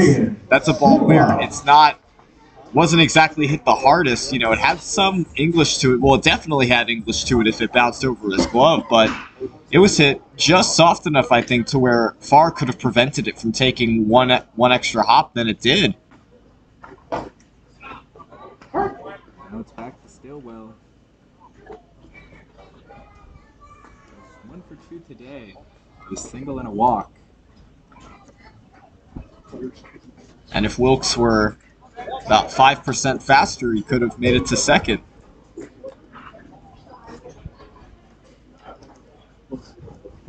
Hyman checks that first. Well, Hyman came in at the bottom of the 4th and relieved Anderson and was able to save him any more earned runs with 2 outs and bases loaded. Now with the new slate, see what he can do. Stillwell with 7 RBIs last season.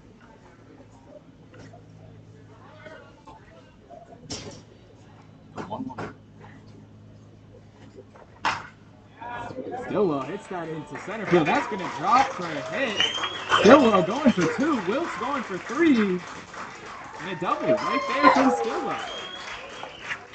And that gets the Oak faithful on a round of applause for Number 30, double for Stillwell. Yeah, that's a great piece of hitting by Stillwell. And Devin Wilkes advances to third, and the Oaks, you know, they're down by 7 runs, sure, but they've got life at the plate still, and life in the stands as well.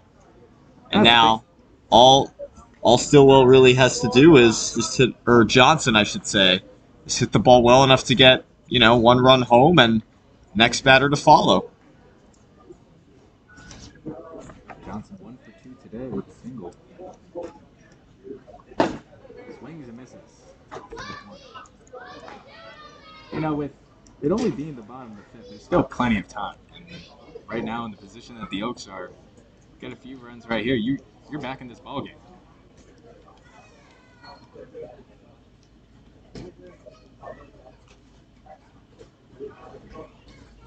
Hyman loads. 0-1. Down the middle for strike.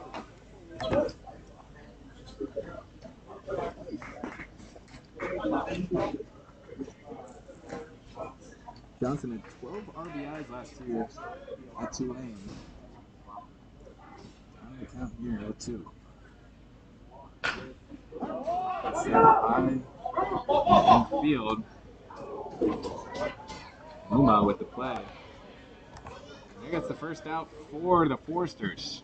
A little bit of a shaky first out, too. He dropped it for a second, but it hung up in the air, and he was able to make the catch. And, you saw Muma call that ball off very vocally.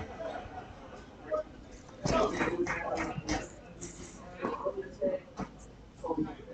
it's back to Isaac Veal, the right-hander. 0 for 2 in his first at-bats.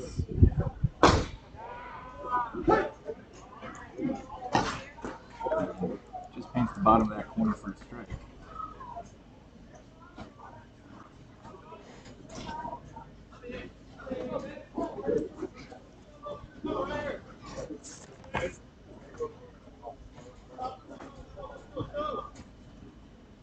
Veal had 7 RBIs in gross months. College last season. 21 here. 1-1.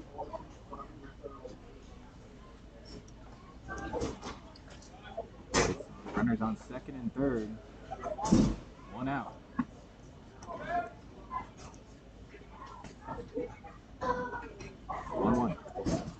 As it swings and misses. Strike 2. As the Oaks, this is where you need to take advantage of having base runners in scoring position. Down 7 runs, you need to make these at-bats count. Veal down 1-2. Fouls off to the right. Stays alive here. We'll say that pop out to third was definitely a big out for the Foresters, even with as many runs as they are ahead by. Anytime you can prevent that runner from scoring with less than 2 outs from third, certainly a key play in any given game. Isaac watches. Strike 3 goes right down the middle, and that's 2 outs for the Foresters. The second baseman, number 8, Ethan Gonzalez. And he gets his first strikeout, and now it's Ethan Gonzalez. 2 down. Runners on second and third. Gonzalez looks on. Fouls that off to the right. Gonzalez 1 for 2 today with a single coming in the 4th inning.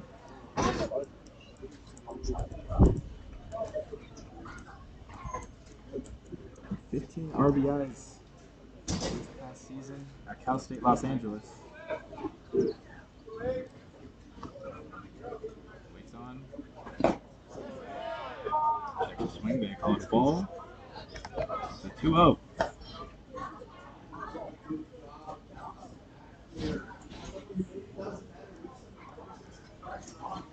One. Ball goes.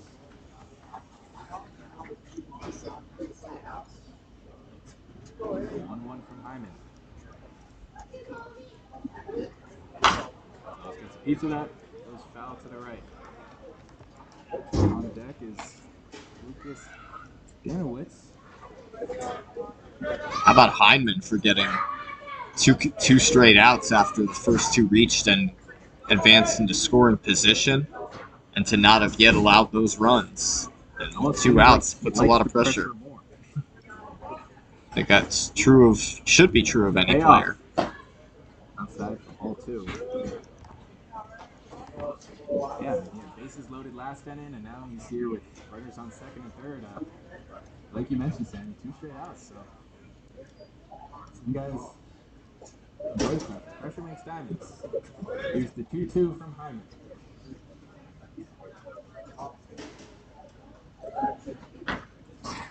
Jaws takes.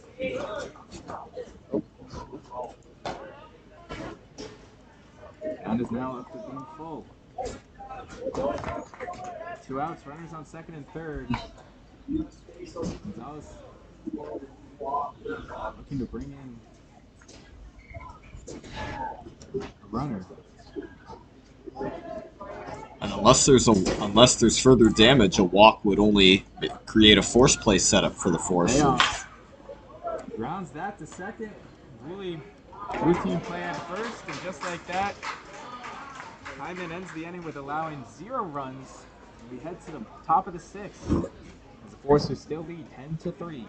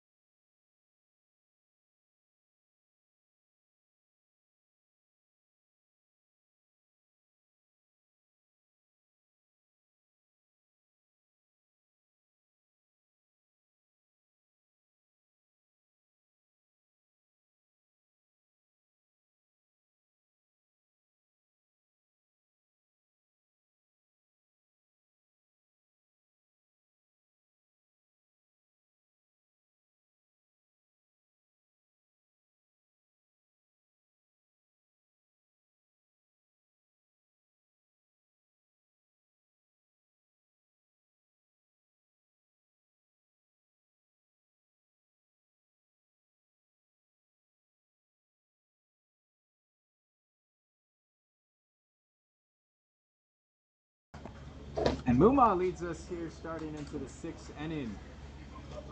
As the Foresters still with a 10-3 lead after a dominant 7-run 5th inning. Damon Villa now on the mound. Came in at the end of the 5th inning. Now it's his turn to alleviate any other damage. Down for a strike.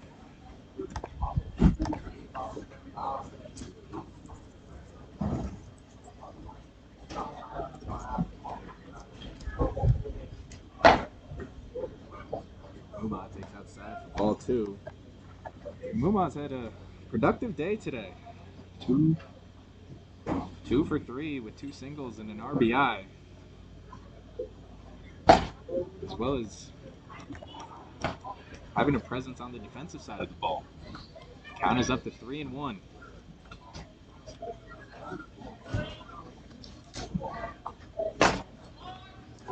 Takes ball 4 and first the leadoff man is a walk. Designated hitter number 14, Caleb Hoover.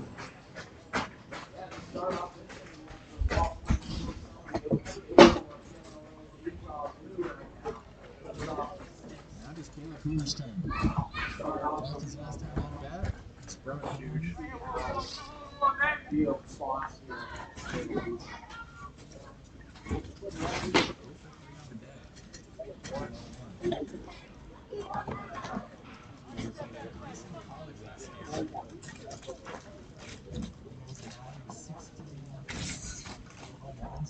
Nine RBIs.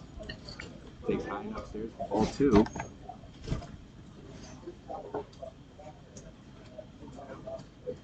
And the weather is kept very nicely here at Sparky Anderson Field. The first game was very cloudy, but it's good to see that the sun's popped out this weekend. Villa checks at first. It's great to see that Southern California sun that SoCal natives like us are used to. I have to say up here in the broadcast booth, it's a little shaded. It's getting a little cold, but with the sun out, it definitely helps. It's interesting with the shade that we have upstairs in the broadcast booth at Sparky Anderson Field, because at Hutton Field, the softball field at Cal Lutheran, there is no shade whatsoever.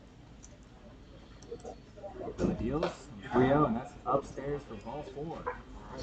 4-pitch walk for Hoover, and First baseman, number 27, Brady. 2 straight walks to start this inning, and Galloway gonna go meet Bill at the mound. A little leaning, and it's been a tough past 2 innings for the Oaks. As 2 walks here, and Strickland gave up 5 straight walks in the 5th inning, including 2 balks. So, Yeah, really, the walks have been killing the Oaks these past few innings. Certainly in that 5th inning, it was pretty brutal on the defensive side for the Conejo Oaks. so with 0 outs, runners on first and second.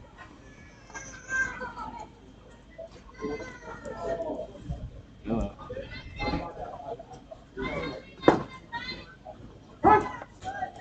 Great slider right there for a strike. I think for any pitcher that's up right now at the mound, it's just staying calm. Don't worry about the scoreboard. You're down 10-3, but right now it's just one batter at a time. 0-1. It's low for ball.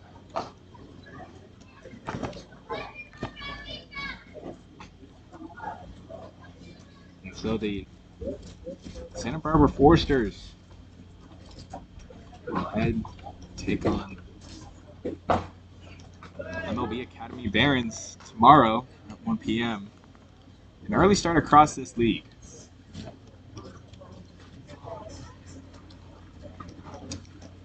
It's up to 1-1. Dallimore, who's 0 for 3 with a walk, chops that straight to Villa. Villa gonna get to Stillwell in time, and that records the first out of the inning, but runners advance to second and third. Yeah, Villa wisely playing that one very steadily, and not trying to rush the throw, because the way the ball was hit, he didn't really have much of a shot, if any, at a double play. Hardly a fielder's choice, even. So, you get the easy out at first, but certainly gives the Foresters an extra cushion, as they're already up by 7 runs, and they have a chance to add another run, which they could do in many ways with 2 runners in scoring position with less than 2 outs. You see a risk-taking Uma.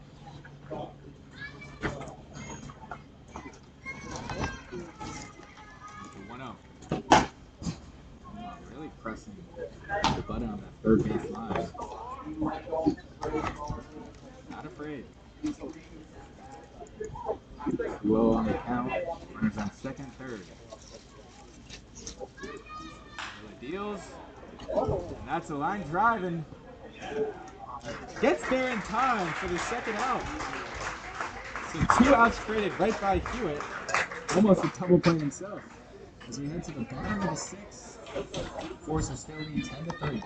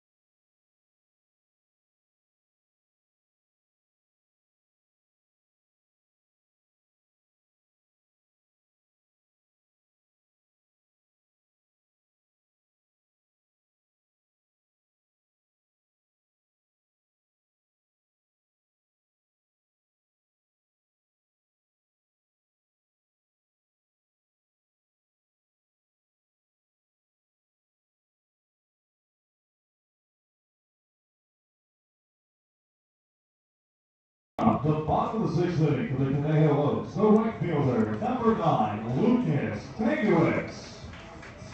Lucas Daniewicz gets the Oaks started here at the bottom of the sixth as they trail 10-3 here at Sparky Anderson Field for their third game of the regular season. And started out off 2-0, but in some trouble right here. Josh Hammond stays on the mound for the Foresters. Now working into his second inning of work. Daniewicz takes ball and low, ball 1.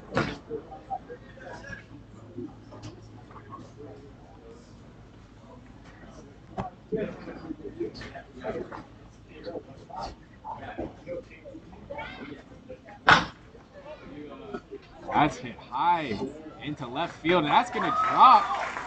And Daniel's going to get there in time for a double. Great piece of hitting right there. Drops between Navarro and Mendino for a double. Yeah, that was a great hit by Daniewicz and very well placed. It was hit high in the air and just fell right into the gap between Navarro and Mendino. You know, the sound of the bat looking up, and you know, Daniewicz, he's for Cal Lutheran, you know, during the regular spring seasons, he's gone long ball 3 times.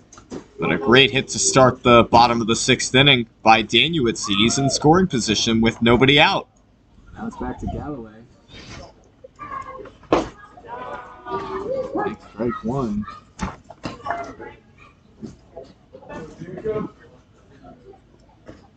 Galloway, 1 for 3 on the day with a double and a walk. The 0-1 right here.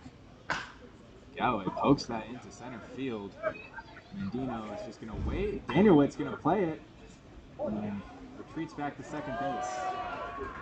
He wanted that, but does the smart play and stays at second base. Yeah, Daniewicz had no shot. I mean, you know, he tagged up for a chance, but very strong throw by Mendino and just keeps Daniewicz at second. And that's a big out for the Foresters. Like I mentioned, anytime that you can get an out without you know, allowing a runner to further advance, you know, with less than 2 outs, especially no outs, can start to create momentum in your favor. And what you do with that after, obviously, you know, it is up to the team as well as destiny at times. Now it's up to Josh Smith. Center fielder is 1 for 3 on the day. An RBI and a single, as well as a walk.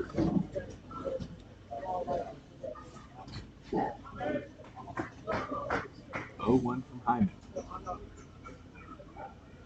off.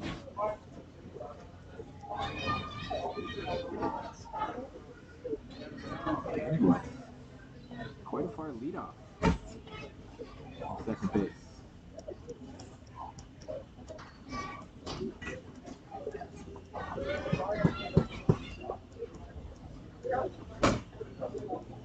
Takes outside. Ball 1. And Smith's father in the minor league system. The Blue Jays, the Phillies, and a few other teams. So baseball's in his genetics. San Diego State. And they check at first. Goes right by far, but able to keep Daniewicz at second base. Good job by Mendino to react fast and get on the ball and hold Daniewicz at second. Yeah, it took Daniewicz a little bit to, you know, just to physically get up right there. And, you know, by the time he was all the way up, the ball was already in Mendino's glove. So made it a tougher chance for him to reach third. So here's the 1-1 from Hyman. Smith swings and misses. Strike 2.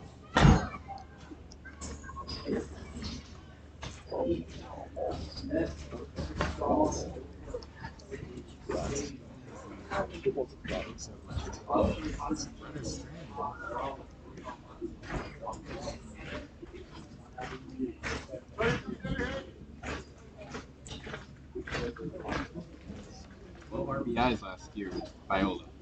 1-2. Down and out for ball 2.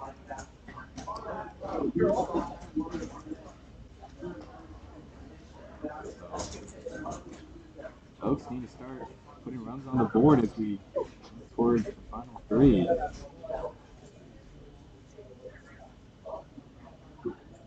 Count even at 2. Smith takes ball 3 and it's up to a full count. Smith is just doing a good job showing the experience as a graduate student. Just remain patient at the plate, not swinging at everything he sees. The count is full and I'm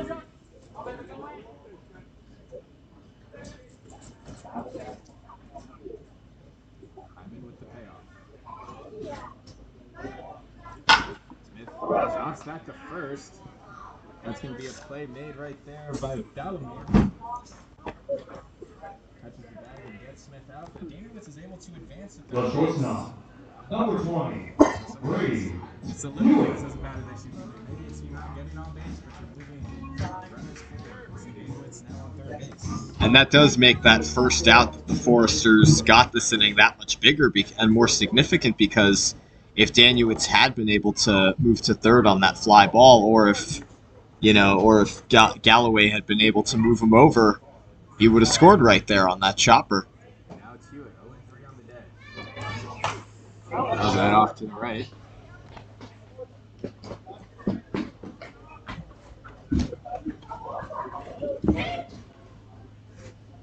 For Hyman, he's put in a productive two innings of work. Just one strikeout, but to allow a runner. Here's the 0-1. Hewitt takes. 1-1.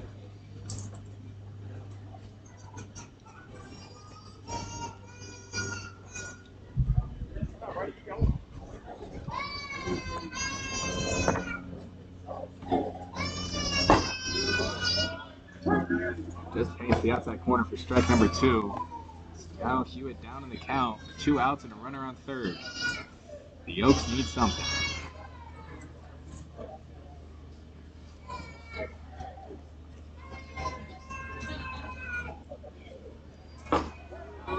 Hewitt hot looking, and that's the third out of the inning as Hyman gets his second strikeout. We head to the top of the 7th with the Foresters still atop, 10-3.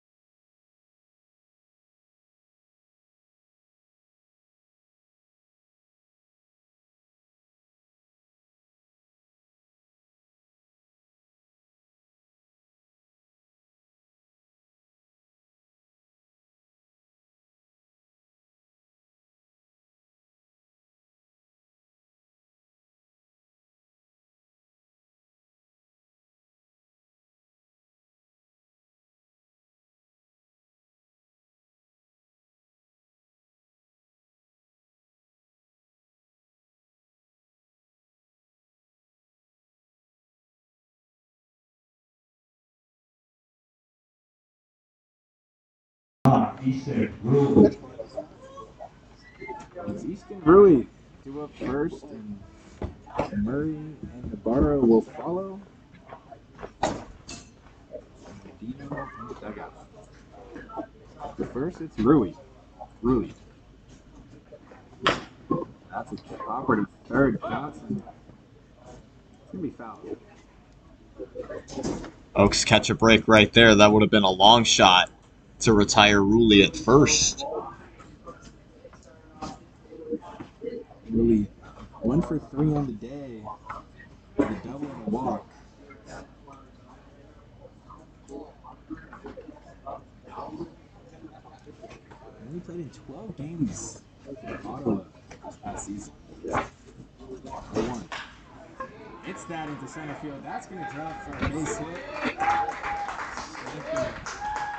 Get to Hugh at second, but not before. Single right there from Rulli. His second hit of the day, and that was just very well placed by Rulli. Served that one into right center field. And good enough for another leadoff man for the Foresters, looking to add to this 7-run cushion. So now it's Murray back up to bat. Takes ball 1.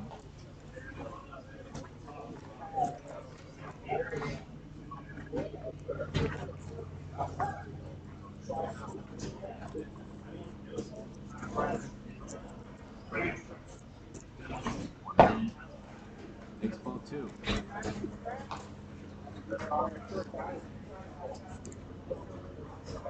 So we were talking about Ben Peltard earlier, but he was actually the 2009 recipient of the Sparky Anderson Award. Off goes Rulli to second. Play is not a time, and Rulli is safe. Stolen base for Rulli. Something he did quite often this past season. 22 stolen bases. Gets another one right there. It was a bang-bang type of play. Galloway, it's a good throw, just a little too slow. That was poked up into center field. Smith gonna be able to play it, gets the out. 1 down for the Foresters. Left fielder, number 7, Navarro. I mean, Pintard definitely knows this place all too well by now in his time with the Foresters. You know, he knows just about every ballpark that he's been to in this league, as well as Pershing Park, where the Foresters play. Nami said he's a real estate business owner.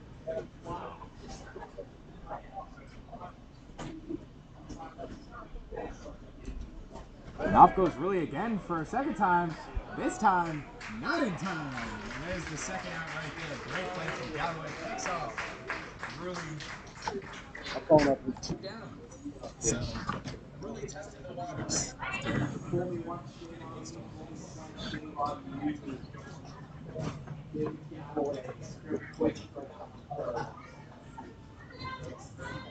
2 down. Navarro. Jack swinging is going to be a ball. 2-0. Galloway got his revenge right there on Rulli after stolen base. Navarro whips that down for a foul.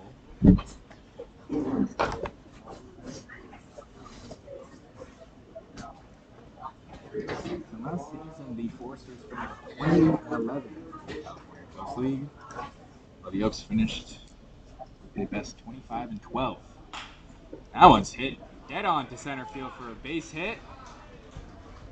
And Navarro continues his hot streak today with a Number 1, Sparky. Navarro goes now 3 for 3 on the day with the double, 2 singles, a run, and a couple RBIs. And it's really been the bottom of this order that has been extremely productive for the Foresters today. Yeah, they've definitely been getting it done. You know, this lineup is very talented, but yeah, to your point, you know, you think about Rulli, Madry Murray, and Navarro, they each have at least 1 hit. It's back to the top of the order with Mandino. 2 outs, runners on first. Runner on first. 1 ball. That one's hit high into center field. Smith goes over a few steps to the left and gets the third out. Foresters still lead 10-3 as we head to the 7th inning stretch.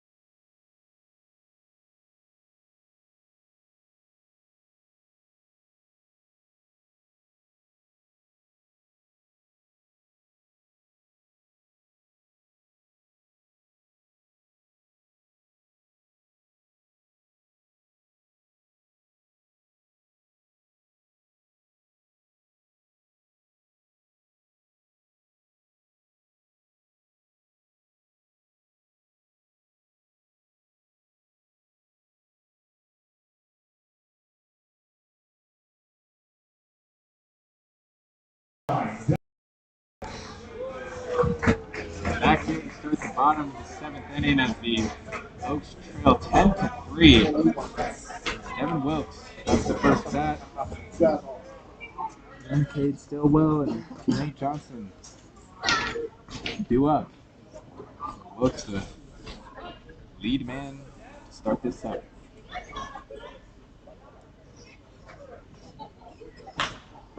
Grounds that past the shortstop for a base hit.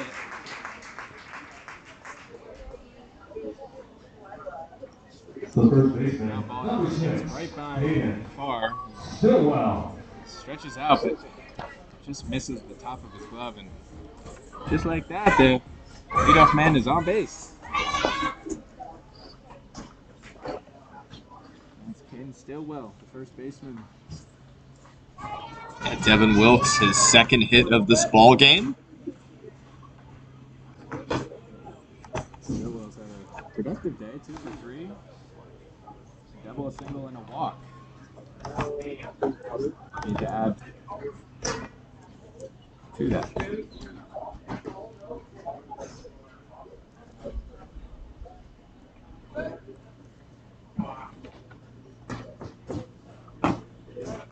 Ball. Count is up to 1-1.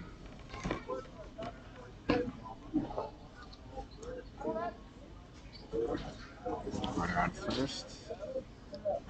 Stillwell looks on. Stillwell swing and a miss. Strike 2. Nate Johnson and the due up next. Oaks are down, but not out of this game. Down 7 runs, but they still have a chance to. Hopper to shortstop Far. And tag on second. Gets there in time for first, and that's a double play. Great job, heads up play by Far to step on the base and fires to Dallimore. Get 2. Yeah, great play there by Sawyer Farr. Him to take that high chopper and step on the base, and typically that's when that's a right place at the right time situation, and Farr has a relatively easy play, although it was relatively close at first base, but nevertheless, a nice double play turned by Farr. Hey, just making up for the ground ball that got right past him on the Wilkes single. Mix up with a double play of his own. Now it's Nate Johnson at the plate. Fouls that one off. Johnson with the single today, 1 for 3. Still trying to find his rhythm early. He's been a 1 for 7 in the last 2 games thus far. Swing and a miss. Johnson wanted to hold back on that one, just wasn't able to hold it back for that long. Turned into an oops swing. 1 and 2. Here's the payoff. Johnson rocks that into center field for a base hit. The Oaks stay alive here at the bottom of the 7th. The left fielder, number 2. Nice piece of hitting there by Nate Johnson. He saw the way that pitch moves and anticipated it correctly. You know, where the pitch was going to be and adjusted his swing. Really shortened too. But great hit by Johnson on that off speed. And, you know, those tend to be the toughest pitches to get hits off of. But if you can hit it well enough or in the right place and with the right trajectory, you can create something special. Isaac Field pops that up into right field. Clark just going to wait under it. Makes the play. 3 outs for the Oaks as we head into Alright, fans, we top do of not the have 8th. a winner. The Force is and still up, prize 10 for to the 3. raffle, so we're going to give this thing another go. So go ahead and grab out your raffle tickets. And if you hear your number,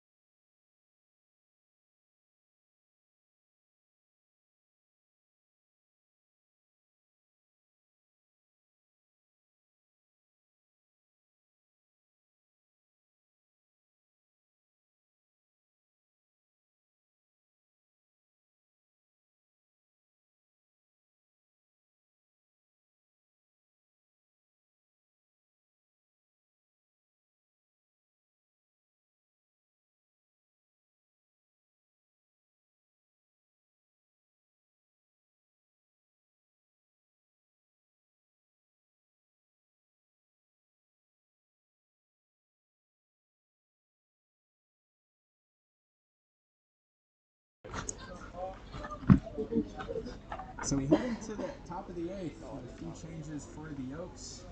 Luke Cesaris now on the mound, and Jacob Galloway's day is done, and Anthony Thomas behind the dish. Swing and a miss from far.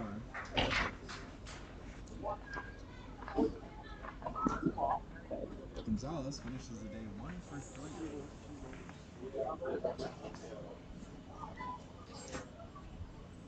Oh, 1. Inside. Thomas was the previous starter for the past 2 days. Started against the Coastal Dodgers on Wednesday, and then was the starter versus the Philippines baseball group on Friday. We see the inverse of substitutions between Thomas and Galloway. Thomas taking over for Galloway That today. one's hit to the right field. That's going to drop for a base hit. And just like that, the leadoff man. the third baseman, number 23, Easton Humal. Good piece of hitting right there. Finds a sweet spot in the right field. And all Danny looks to do is the drop. Knocked it behind him. Now it's Muma. Quite active today, offensively.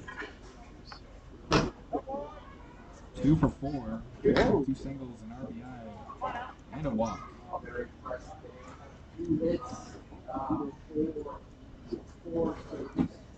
Luke Cesar is a freshman at Los Angeles Valley College. 1-0.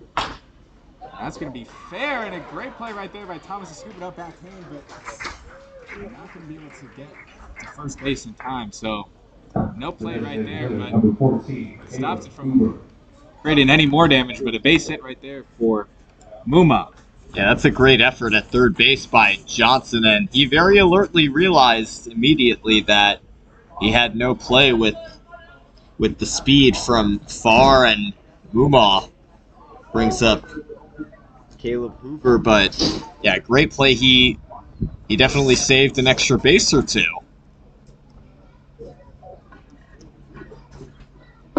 Swing and a miss from Hoover.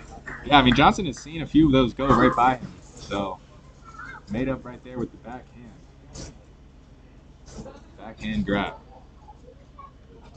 Luke Cesar was ranked the 50th best right-hand pitcher in California by the Perfect Game in 2024. 0-1. That's fouled off to the left. So Hoover down in the count. Hoover 0 for 4 on the day with 2 walks and a run. So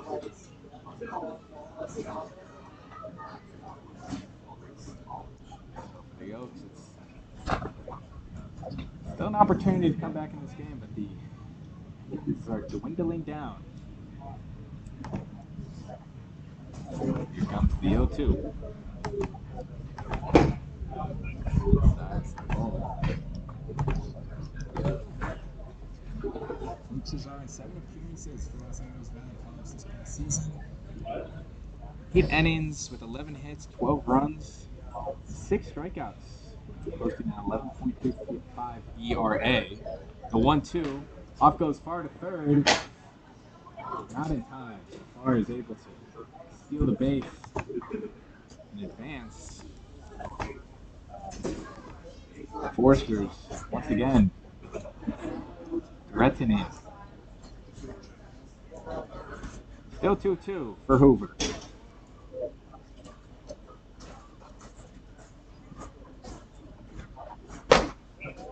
Upstairs for a ball. Count is full.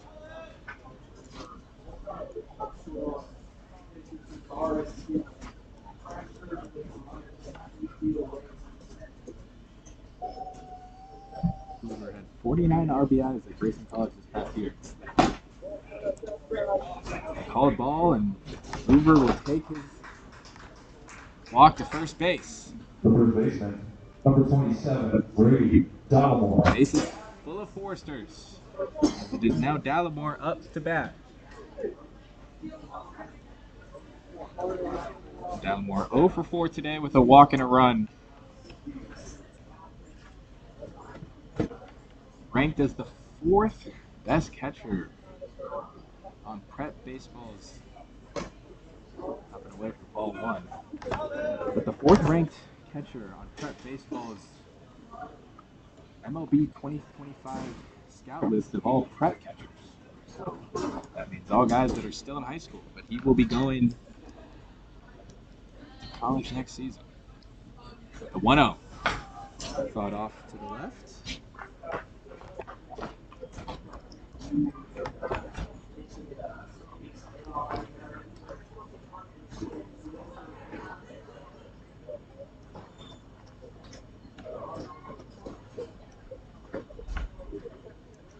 One.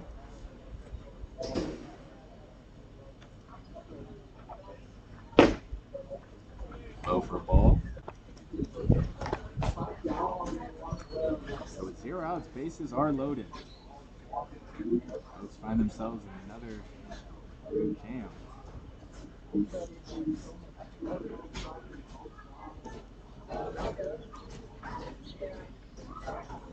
Cesar.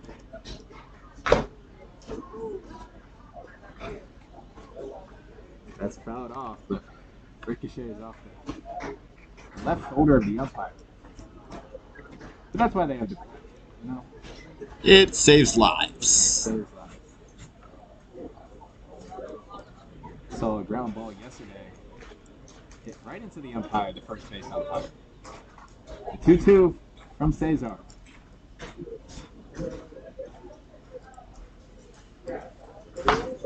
Caught off again, so Dalmore staying alive right here.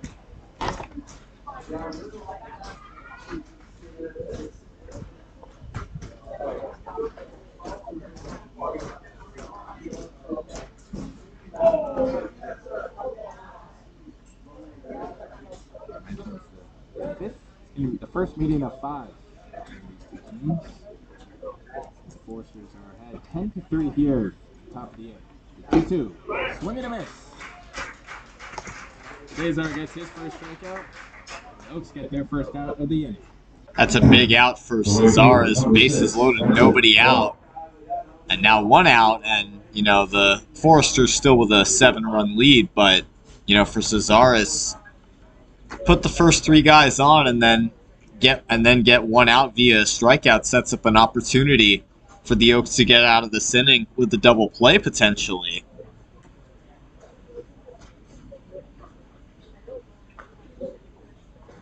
The last thing Clark wants to do right now is hit a hard ground ball in the infield. Low for ball 1.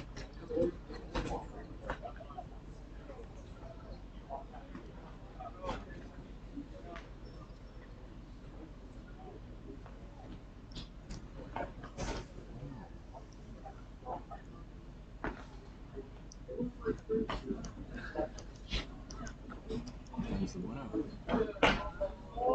He's in for a ball.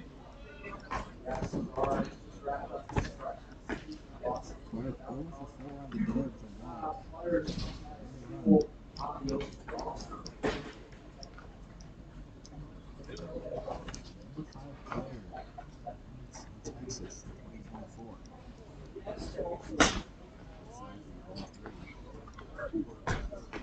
This is where the Oaks have found themselves in trouble today.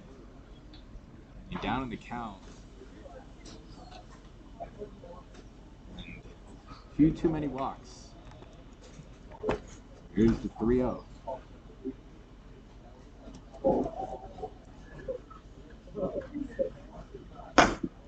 Outside for ball 4. So 4-pitch walk.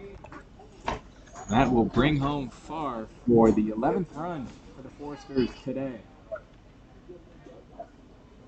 An 8-run lead now marks the biggest lead that the Foresters have held over the Oaks today by far.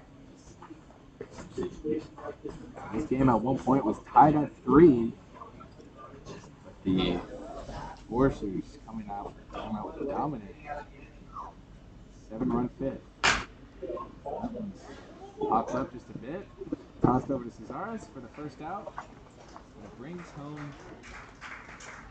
It's an RBI for Rulli. It brings home. The catcher, number 15, Grant Murray. Well, there's a productive out for the Foresters. One that they missed in the strikeout at bat, but they've scored 2 runs this inning.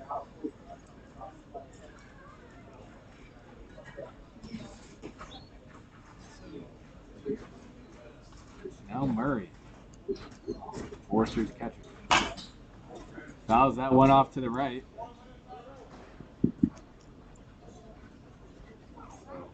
Runners on second and third. Cesares just trying to get something going.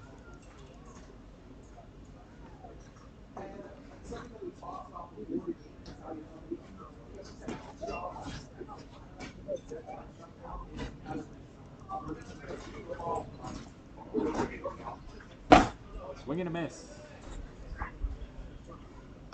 89 mile per hour fastball from Cesares right there.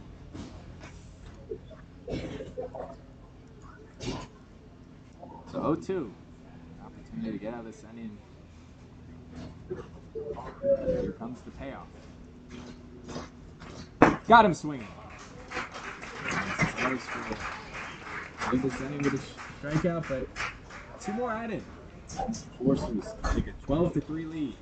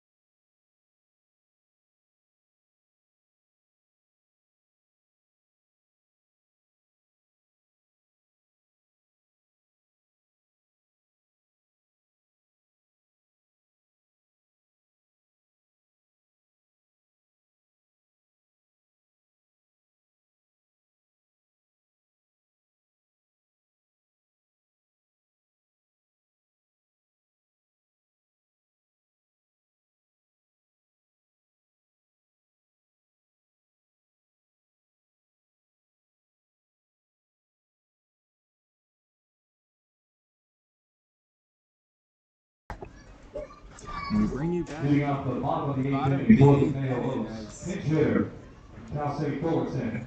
Number 7, Tyler Holly. first will be Tyler Hawley to the plate. This is the first game that Tyler Hawley has not started for the Oaks. He's coming in as a pinch hitter right here. And also some defensive changes. JD Goodcase now coming in on the mound for the Foresters. And out in left field is now Liam Keithley, who I did misspoke saying he wasn't going to play today, but he is seeing action. So he is here at the bottom of the 8th. And like I mentioned, he's playing for the Foresters. And we'll see some action also with the Coastal Dodgers. So we'll see him quite a few times this summer.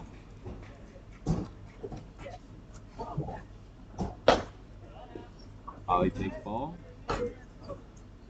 Keithley for the Kingsmen was primarily used as a pinch runner. He did score a run for the Kingsmen. Holly takes outside for ball 3. Try to get him with the slider right there.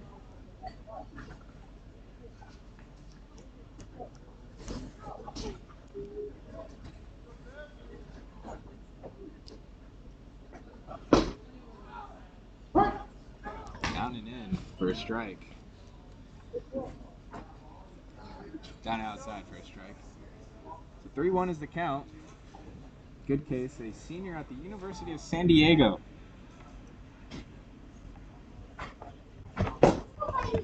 It's low for ball 4, and Ollie will take a walk.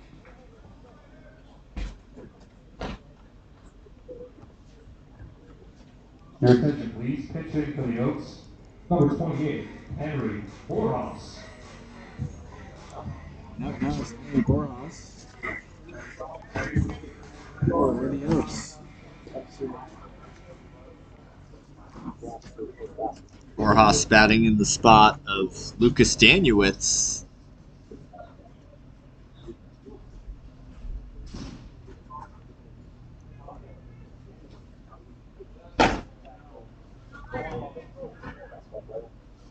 Ball 1.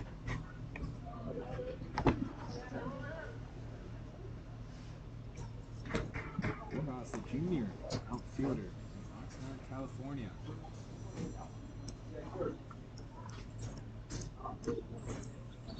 Now, Hits that into center field, and Mendino just gonna make the play. That's the first out for the Oaks. The catcher, number 4, Anthony Thomas. Now it's Anthony Thomas. Came in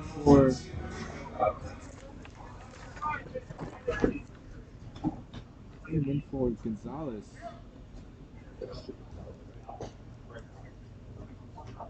Can't for Galloway, I apologize. At catcher. Thomas in his only two at bats yesterday. And it's 1 for 2 with a single.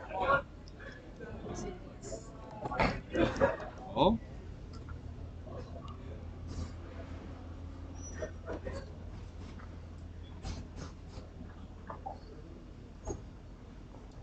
Two on the count. And then swing and a miss. Strike one.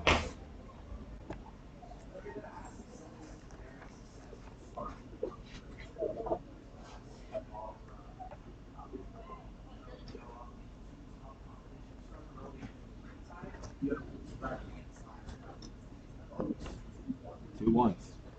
Now swing and a miss. Strike two. Two straight strikes right there from Goodson. And the count is now even at 2. Josh Smith awaits.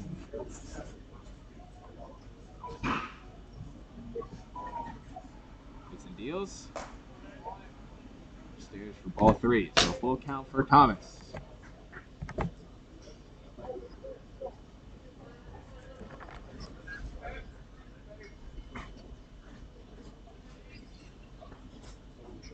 Thomas had 14 hits last season. Here's the full count. Outside for ball 3, ball 4, and Thomas chucks the bat and heads to first. Now it's Josh Smith. The center fielder, number 46, Jonathan Smith. Jonathan is 1 for 4 with a single, an RBI, and a walk. Now, is it? Forrester's bullpen is not busy right now, although I do see a pitcher stretching, a couple. Nobody's throwing yet, but That's Scott. Forster's pitching coach.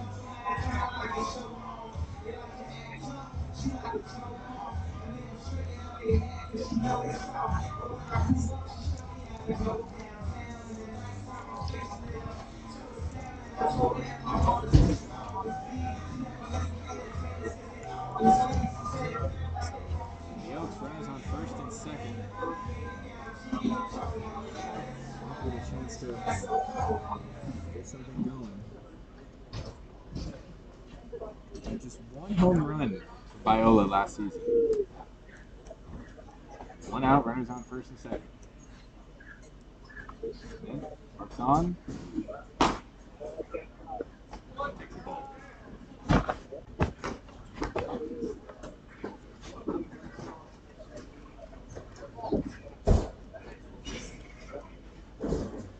Conejo Oaks will be back here tomorrow, 1 p.m. versus San Diego Bombers. Matinee. 1-0.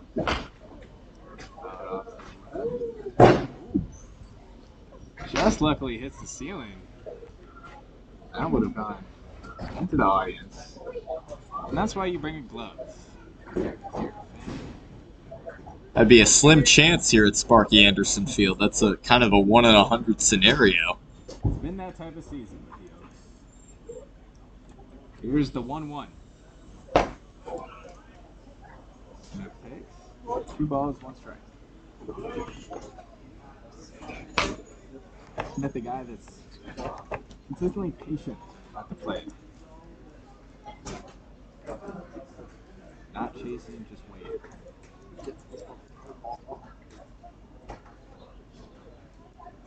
is Brady Hewitt. Here's the 2-1. Outside for ball 3. So as we are in the bottom of the 8th, the Foresters lead 12-3. Scored away at 3. Going into the 5th inning, and then a 7-run explosion from the Foresters. With a 10-3 lead and added 2 more in the top of the 8th. Here's the 3-1. Swing and a miss. And Smith, and count is up to being full. So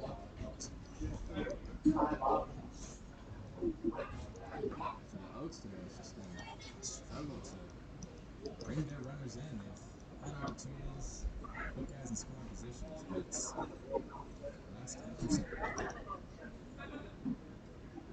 from Gibson. It's a chopper at first. Now we're going to not be able to control the time, so Smith is safe. Bases are full of Oaks. The shortstop, number 20. Yeah, I think that was another play where Dallimore in this case just let the ball take one too many hops on him, and right in between him and Jonathan Smith. I mean, Dallimore just got caught right in between on that hop and just couldn't make a play. So it's now Brady Hewitt at the plate. 0 for 4. He grounds that right through the second base. He's going to bring in Holly. Thomas coming in for 2. 2 RBI single right there from Brady Hewitt. As the Oaks chip away at the Foresters lead. It is now 12-5. Foresters. Well, that's how you capitalize. That's how you capitalize on an error right there. The error made by Dallimore, and then on the very next pitch, Brady Hewitt wasting no time and delivering that 2-ribby single up the middle. Yields way to Devin Wilkes. Oaks 2 for 4 today. 2 singles. It's not over yet. The Oaks are chipping away. Wilkes had 6 RBIs in that first game versus the Coastal Dodgers, so he's no stranger to making big-time plays. 1-0. Puts it in for a strike. And scored at 1. And Smith is 6 for 7 in stolen bases this past year at Viola. So, saw him steal a base yesterday versus the Philippines baseball group. Swung on foul. Piece of fielding right there from David Solis.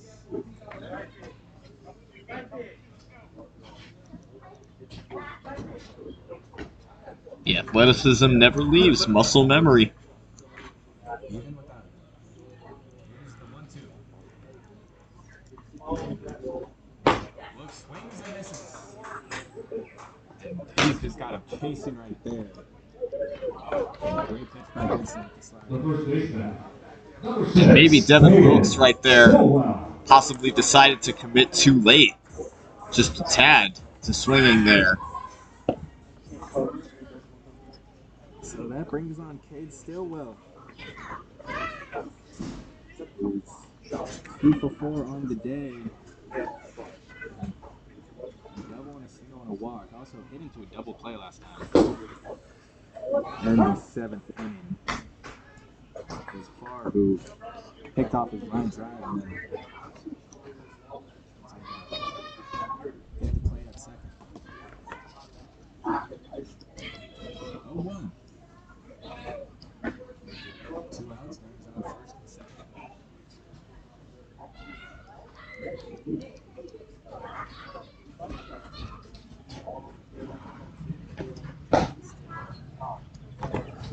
Takes the ball. Even at 1.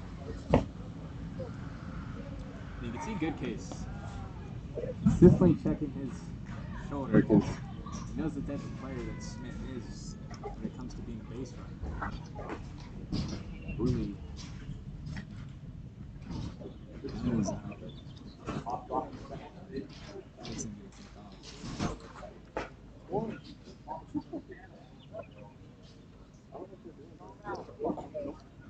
So 1-1 for Stillwell. Bottom of the 8th inning as the Foresters lead 12-5. Here's the 1-1. Still got it. Maneuver himself not to get hit by that pitch. There's a few guys yesterday for the Oaks that got hit by pitches, and they still all lost a lot of today.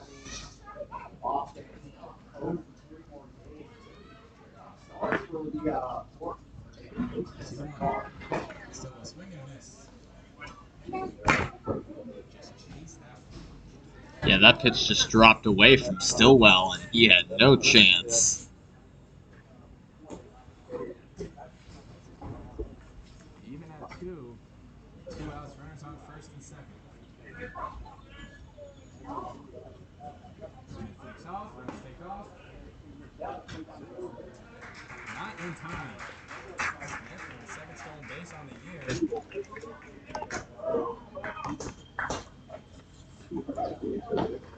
As well as Hewitt moves to second.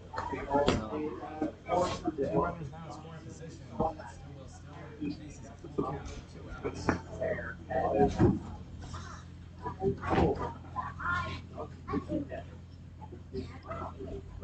Stillwell pokes that into center field. Good play by Mandino for the third out, and the Oaks are going to head into the top of the ninth. Now a 5-12 deficit.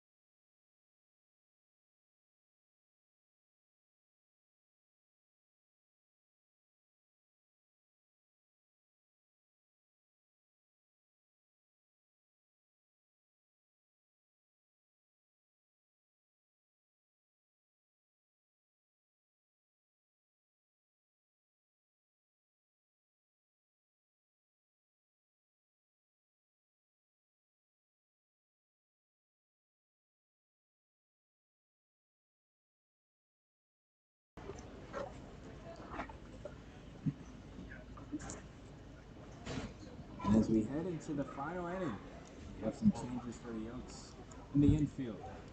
Pauly slots into third base. Johnson moves over to second base. And Evan Wilkes is now at first base. Ian Keithley now at the bat for the Foresters. Keithley getting the first at-bat that I've seen him take. I've only seen him as a pinch runner as a Cal Lutheran Kingsman so far. Hopefully that changes going forward. Pinch hitting for Makani Navarro. And that is Caden Stillwell. And pitching for the Oaks, number 6, Caden Stillwell. It's on the mound for the Oaks. So this time played first base and now he's on the mound. Keithley lays that out into center. Smith gonna get there and gets the first out.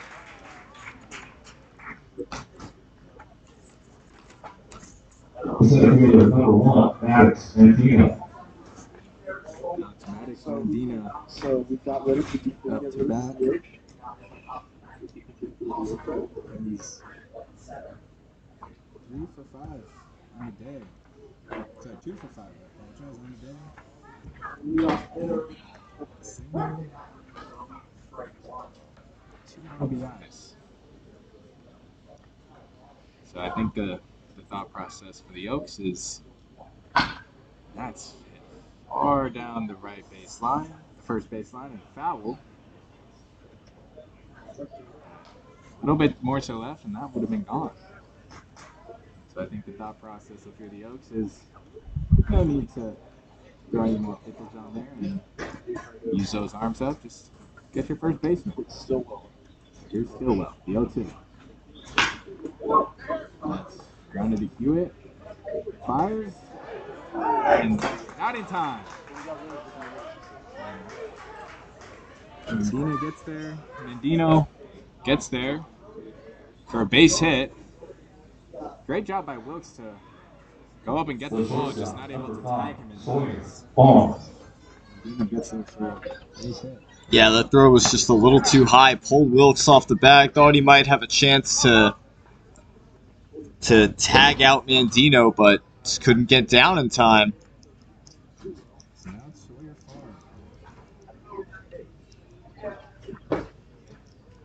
Farr. Take strike 1.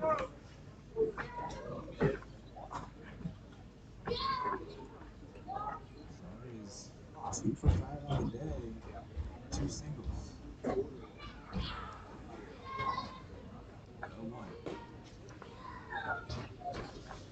Inside for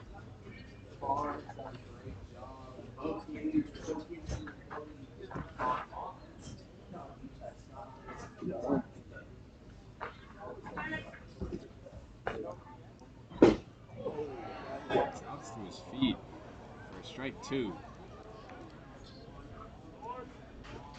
So 1-2 is the count with 1 out. And as we look ahead to next week,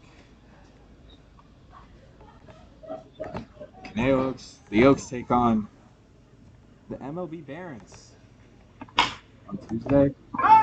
That's fouled just barely. Carr got a good piece of that, but this goes a little right. First base. Foul. The Oaks will host the MLB Barons on Tuesday. Then we'll play again the Santa Barbara Foresters back here at George Sparky Anderson Field at 4 p.m. So, an opportunity to reset for the Conejo Oaks. The 1-2. Bad for ball.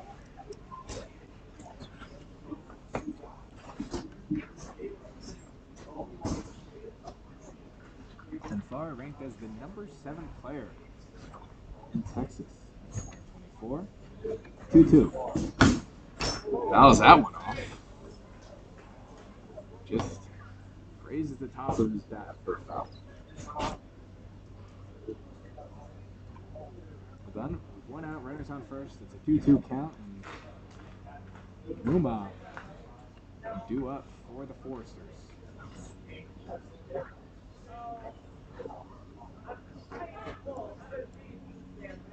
Close. That's hit on right field, and that gets over Boras's head. Farr going for 2, and they're going to hold Mandino. But look, if using Mandino now, going to run home. Oh my God! That was not there in time. It's ricocheted off. Farr now home. And it's a stand-up walk into home plate. And that adds 2 more for the Foresters, as started off as a miscommunication, turns into 2 runs for the Foresters. Yeah, that was definitely a weird play and kind of anticlimactic and ironic in the end. But to begin with, Borjas just too far away from that ball, and it went over his head. And, you know, by the time he got that ball in, you would think that he would have no shot at Mandino there, but I mean, Sawyer Farr just ripping that ball over the head of Borjas, and then yeah, Mandino hesitated, and I don't know what happened, a miscommunication or just didn't realize where the ball was apparently, but he ends up scoring nonetheless. Hit on left center field. That's gonna drop for a hit. Oma just gonna hold at first. I don't think I realized at the time, but that was an in-park home run from Sawyer Farr. The designated hitter, number 14, Caleb Cooper. Single right there from Oma. Foresters just looking to add to this lead even more. 14-5. Outside for ball one.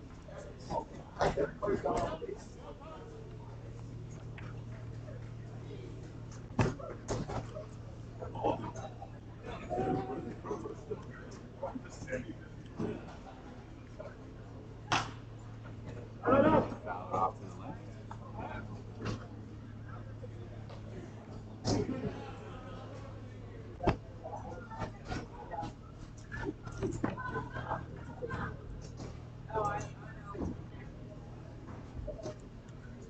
So for the Oaks, good thing you got a game tomorrow so you can just put this one down the garbage disposal and forget about it.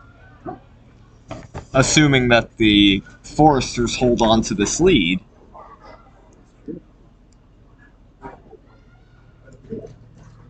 It's up to one, count of 1 and 2.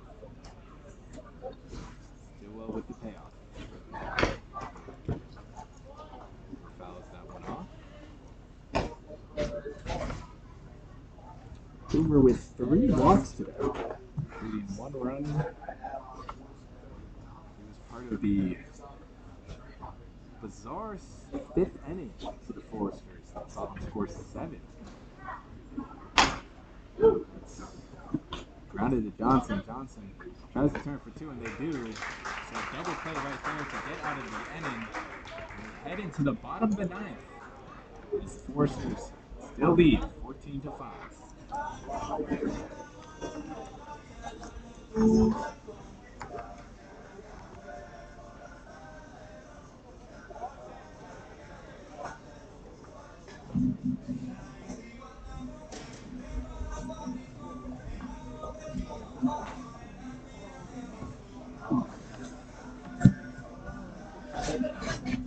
I should wear my running shoes today.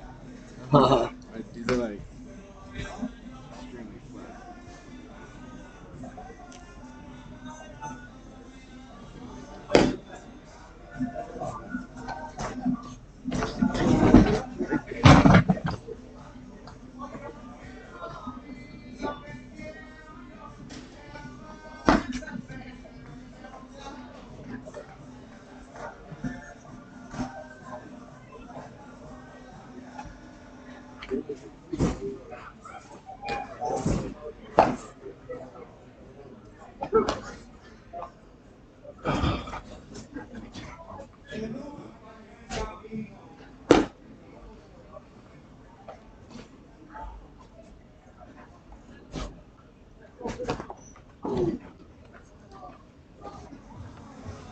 Leading off the bottom, 9th inning, for the Oaks, the second baseman, number 30, Nate Johnson. It's down to 3 outs for the Oaks as we head into the bottom of the 9th inning. Nate Johnson up first for the Oaks.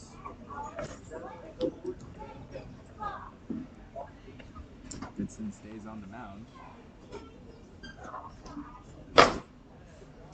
Johnson takes ball 1.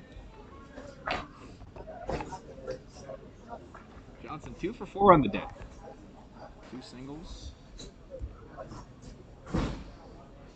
1-0. Down and low for ball 2.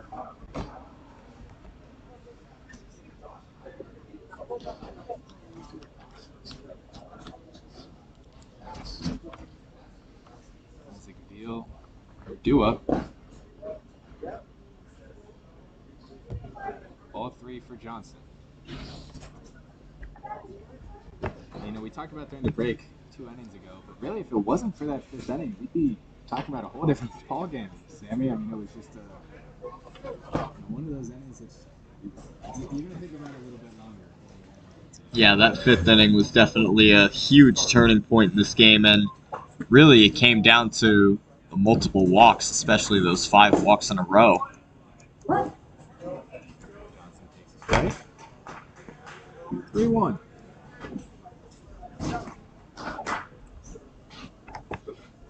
Veal and Gonzalez in the way. Johnson rips that foul.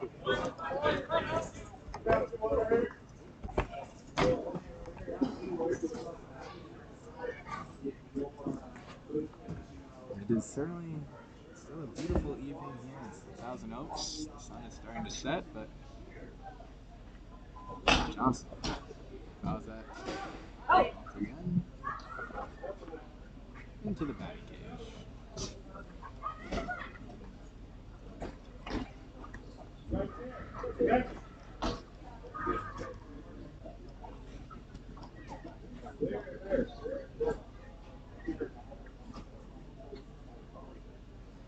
It's up to a full count for Johnson. Here comes the payoff. That's going to hit Johnson in the calf, and he's going to take a walk to first. Or I should say a stroll. Well, the Oaks will take anything. That's certainly a start offensively to this bottom of the 9th inning. Brings up Isaac Veal, and possibly a chance to follow up with that hit by pitch and do some more damage. For Johnson, that's now his 2nd straight day being hit by a pitch. Here's Veal. High. That's going to be play made by Keithley out there. Get the first out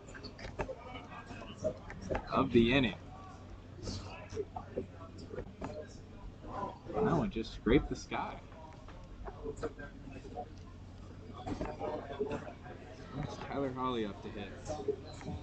The third baseman, number 7, Tyler Hawley. Replace Gonzalez. Pinch hitter for Gonzalez. High foul.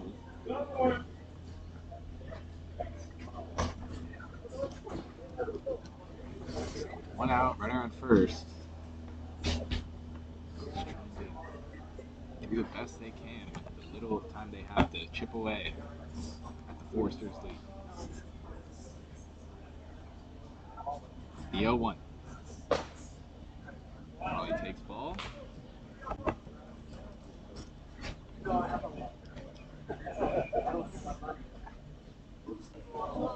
Henry Borjas waits on deck, hoping to get a chance to contribute to this inning.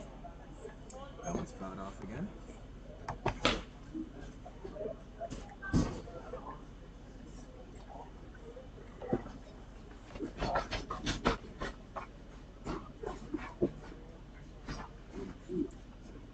Count is up to 1-2 and 1 out.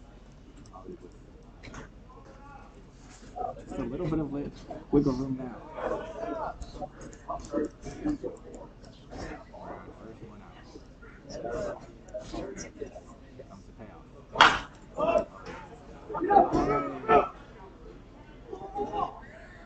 Gallimore just waits and gets the out.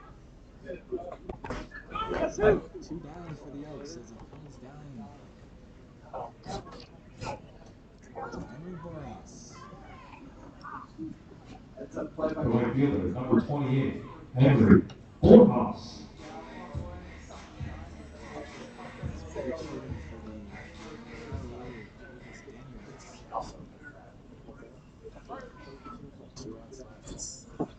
Comes down to this for Borjas.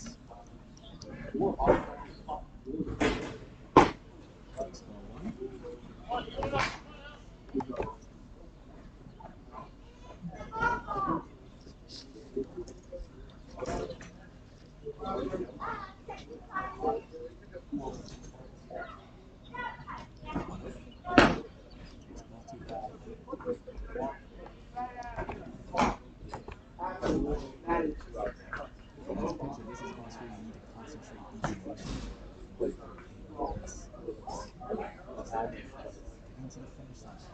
It's as simple as, pay attention to the moment. Focus on the batter. Ross falls that out.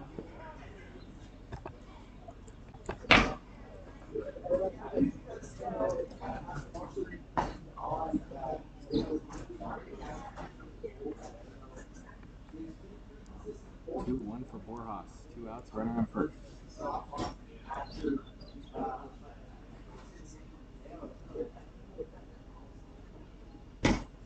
Low for ball 3. Borjas staying alive here.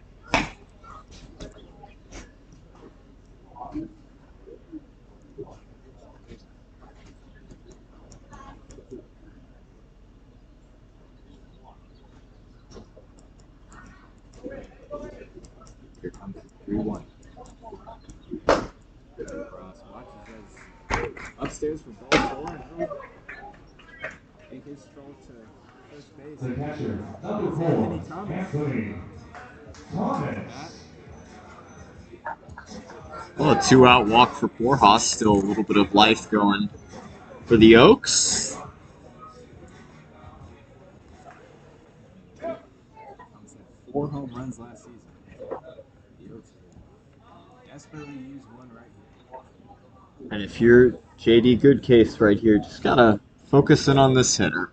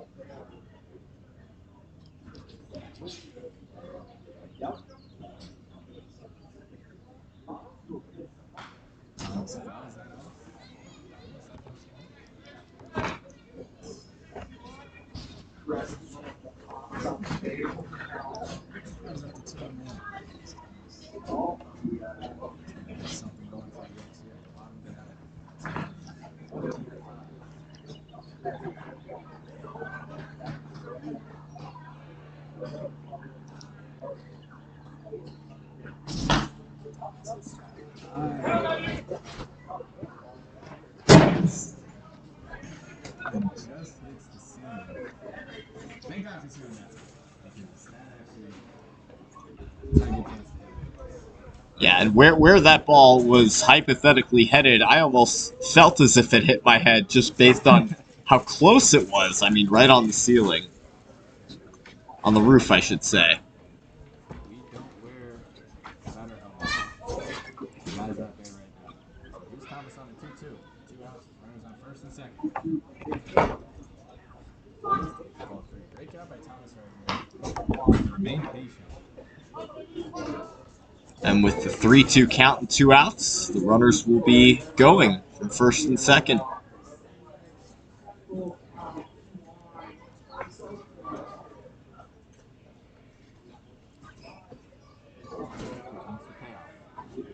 Runners go. Thomas slashes that straight to Rui, and that'll be the last out of this game. The Foresters top the Oaks 14-5 to end the Oaks 2-game They win have streak. concluded the ballgame. Final score: Santa Barbara Foresters 14, Conejo Oaks 16 5. hits. We will see you for our next home game tomorrow here at Sparky Anderson Field. Sunday, 2 days at 2 p.m. Anderson Field. The San Diego Bombers. Thank you for coming out and please drive home safely. We will bring you here into the booth as just kind of a bizarre game, Sammy. I mean, like I said, just at the bottom of the ninth, this was a game that was in reach for, honestly, the Oaks. It was 3-3 at the end of the 4th inning, and then just, you take out Castro, and then Strickland comes in, and you practically just do a ring around the rosy the bases. Yeah, the game was in reach for the Oaks really until that 5th inning when there were those 5 consecutive walks issued by Strickland. And I think really the walks mostly were the downfall of the Conejo Oaks. And, you got to give credit to the Foresters, too. They had some great offense, and credit the bottom of the order, too. Bottom of the order really stepped up, with Really had a great game, Murray. Yeah, Ruli, Madri Murray, and Navarro, and, Liam Keithley stepping in at the end, taking over defensively. And as a pinch hitter, I mentioned before you only saw him as a pinch runner with the Kingsmen this past season for Cal Lutheran, but yeah, the Foresters, they really took care of business today, and for the Oaks, this was not a typical day for them. This was not an ideal game for them. Certainly uncharacteristic, but the Oaks will be back at it tomorrow, late morning, against the San Diego Bombers, and we'll be right here.